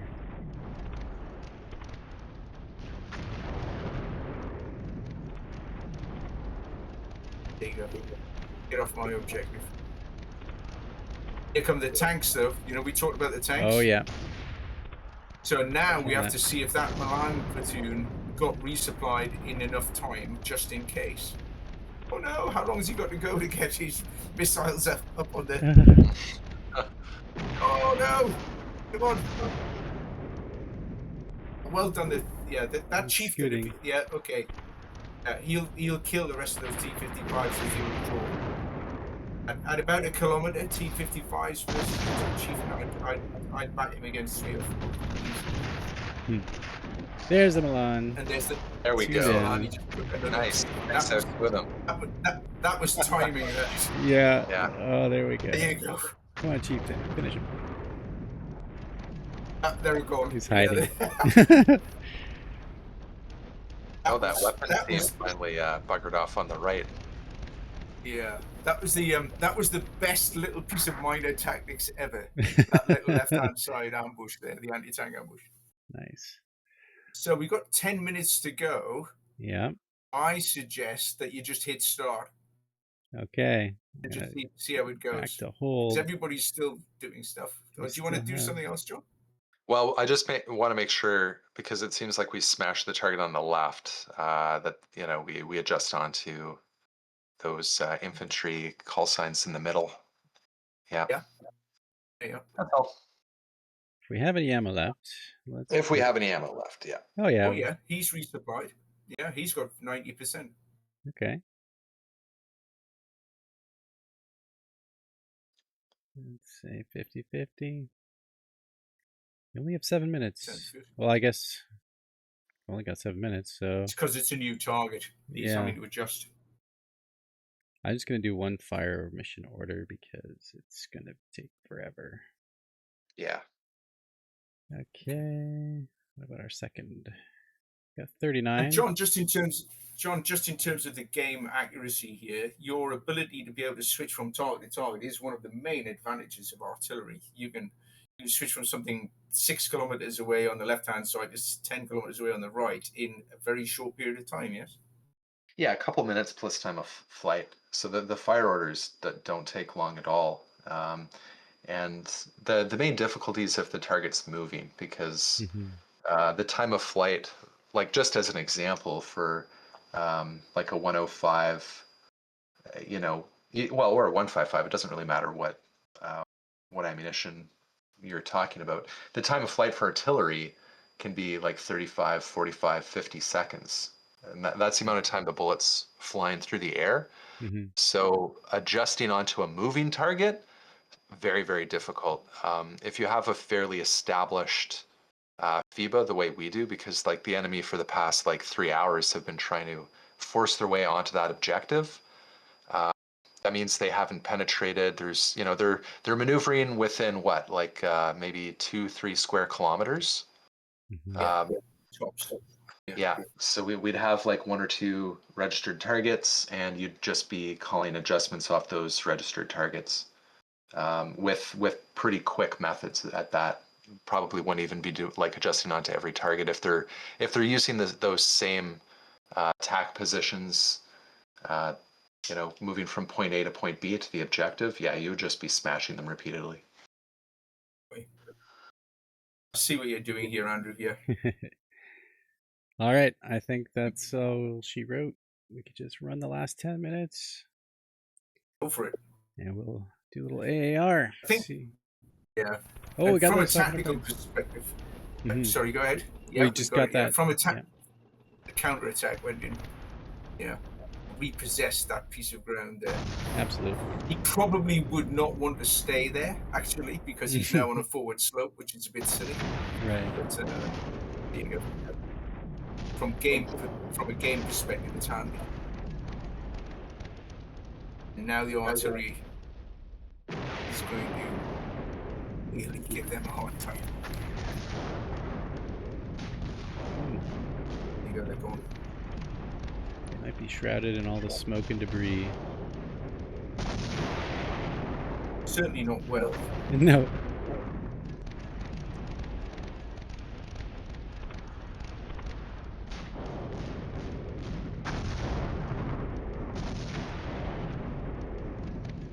Now, if we were thinking of holding this position, our reconnaissance guys who came back behind the ridge would now be starting to sort of sneak forward a little bit on the left, probably sneak forward a little bit on the right to see what is in depth. And not that we would be thinking about any sort of attack in the Minden, because that's not our mission. No. But just to have a look to see if there's just another, some more stuff coming, if anything.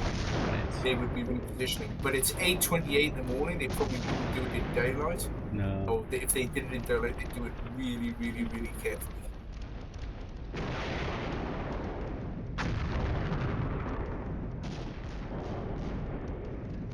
Now, it looks like these two guys are going to break forward. I was going to say, what are they doing? I don't know. I don't even know what this is. It's just a bit. It's a couple of jeeps. Yeah. Now, are they withdrawing? They're trying to withdraw towards the enemy, apparently.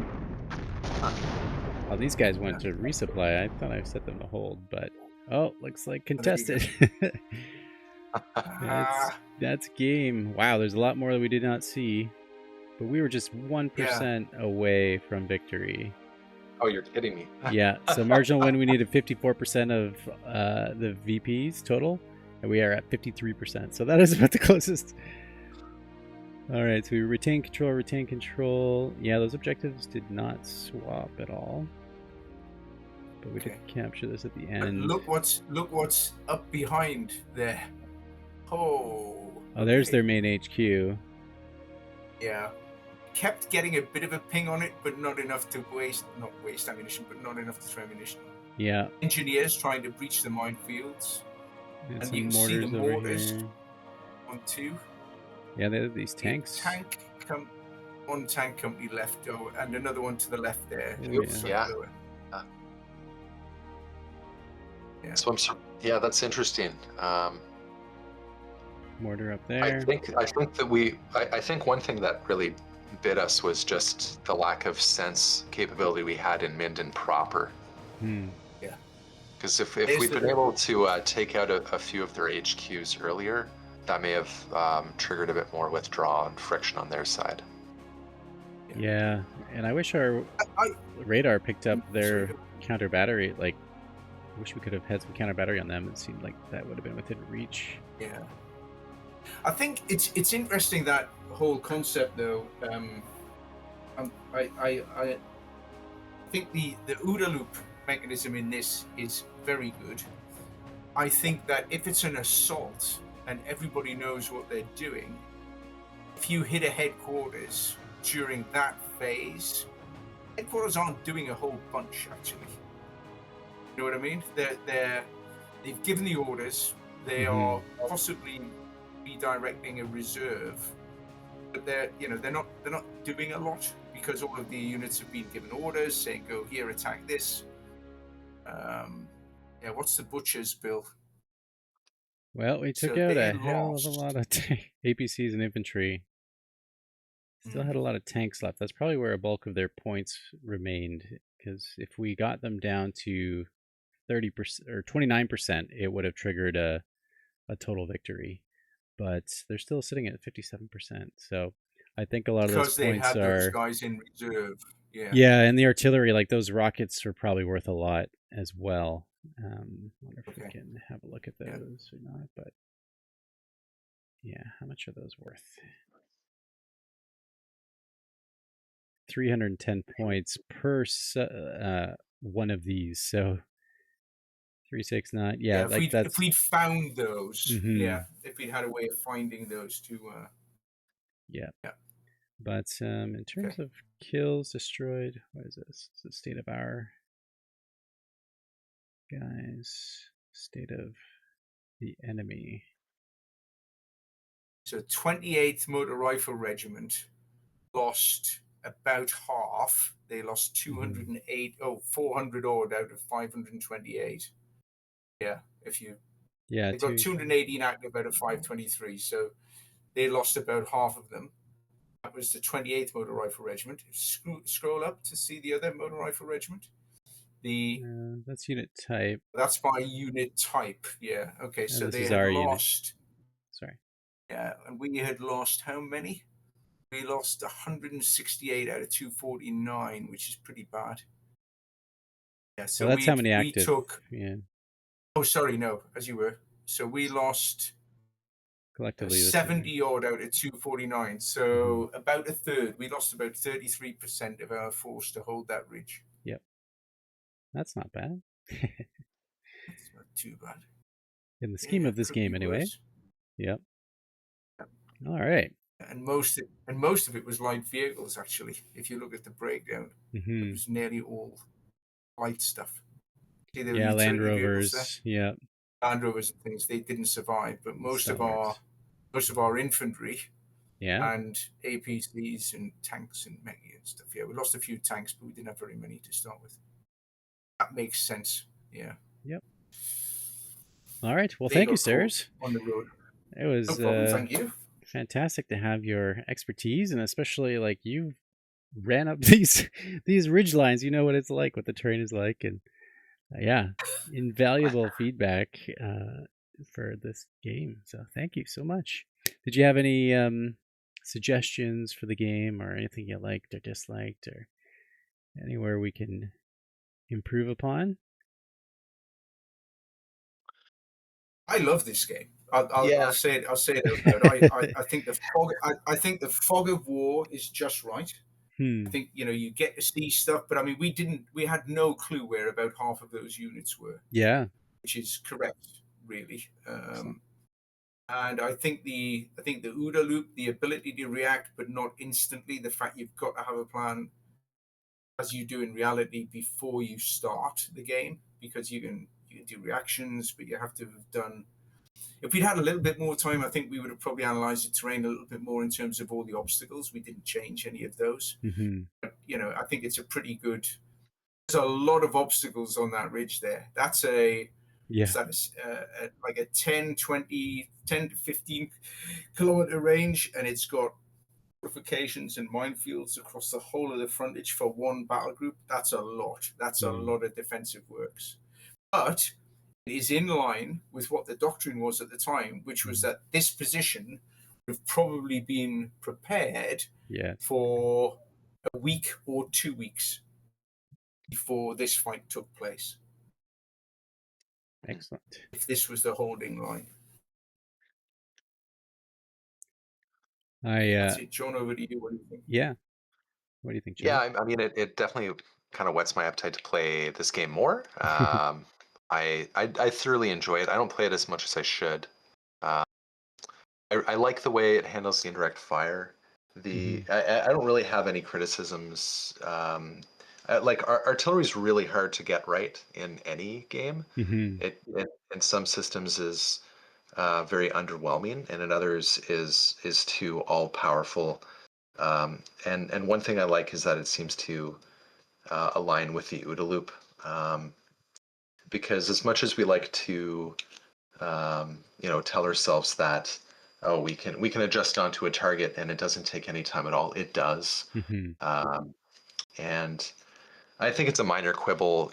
I prefer the ability to engage at the troop level, even though you'd be engaging these battalion. At times you're engaging a battalion with multiple troops in order to kind of layer on, instead of with a click of a button selecting the entire regiment. The trade-off is that you can get a bit more detailed with positioning your troops to enable them to survive counter battery and things like that. So I think that's a very worthwhile trade-off. Okay. It seems like something you guys thought about. Yeah, we only really used one sort of group movement order, but we could absolutely select multiple units and give them group orders. And even if we want to select both troops of artillery and give them the same barrage orders, that's totally within the realm that I didn't do it this way. But that's great. Yeah, all your feedback is super invaluable. And I mean, you guys are the pros. So, and I'll just relay from the chat, because Rob Crandall's been watching. He says, thank you, David and John. And also Sir Pug, I'm not sure who, I think that's a fan of ours, I guess, said we need more Brit scenarios and campaigns. So I was just going to pull open and just go over that real quick before we go. But we do have 1, 2, 3, 4, 5, 6, 7 standalone British scenarios.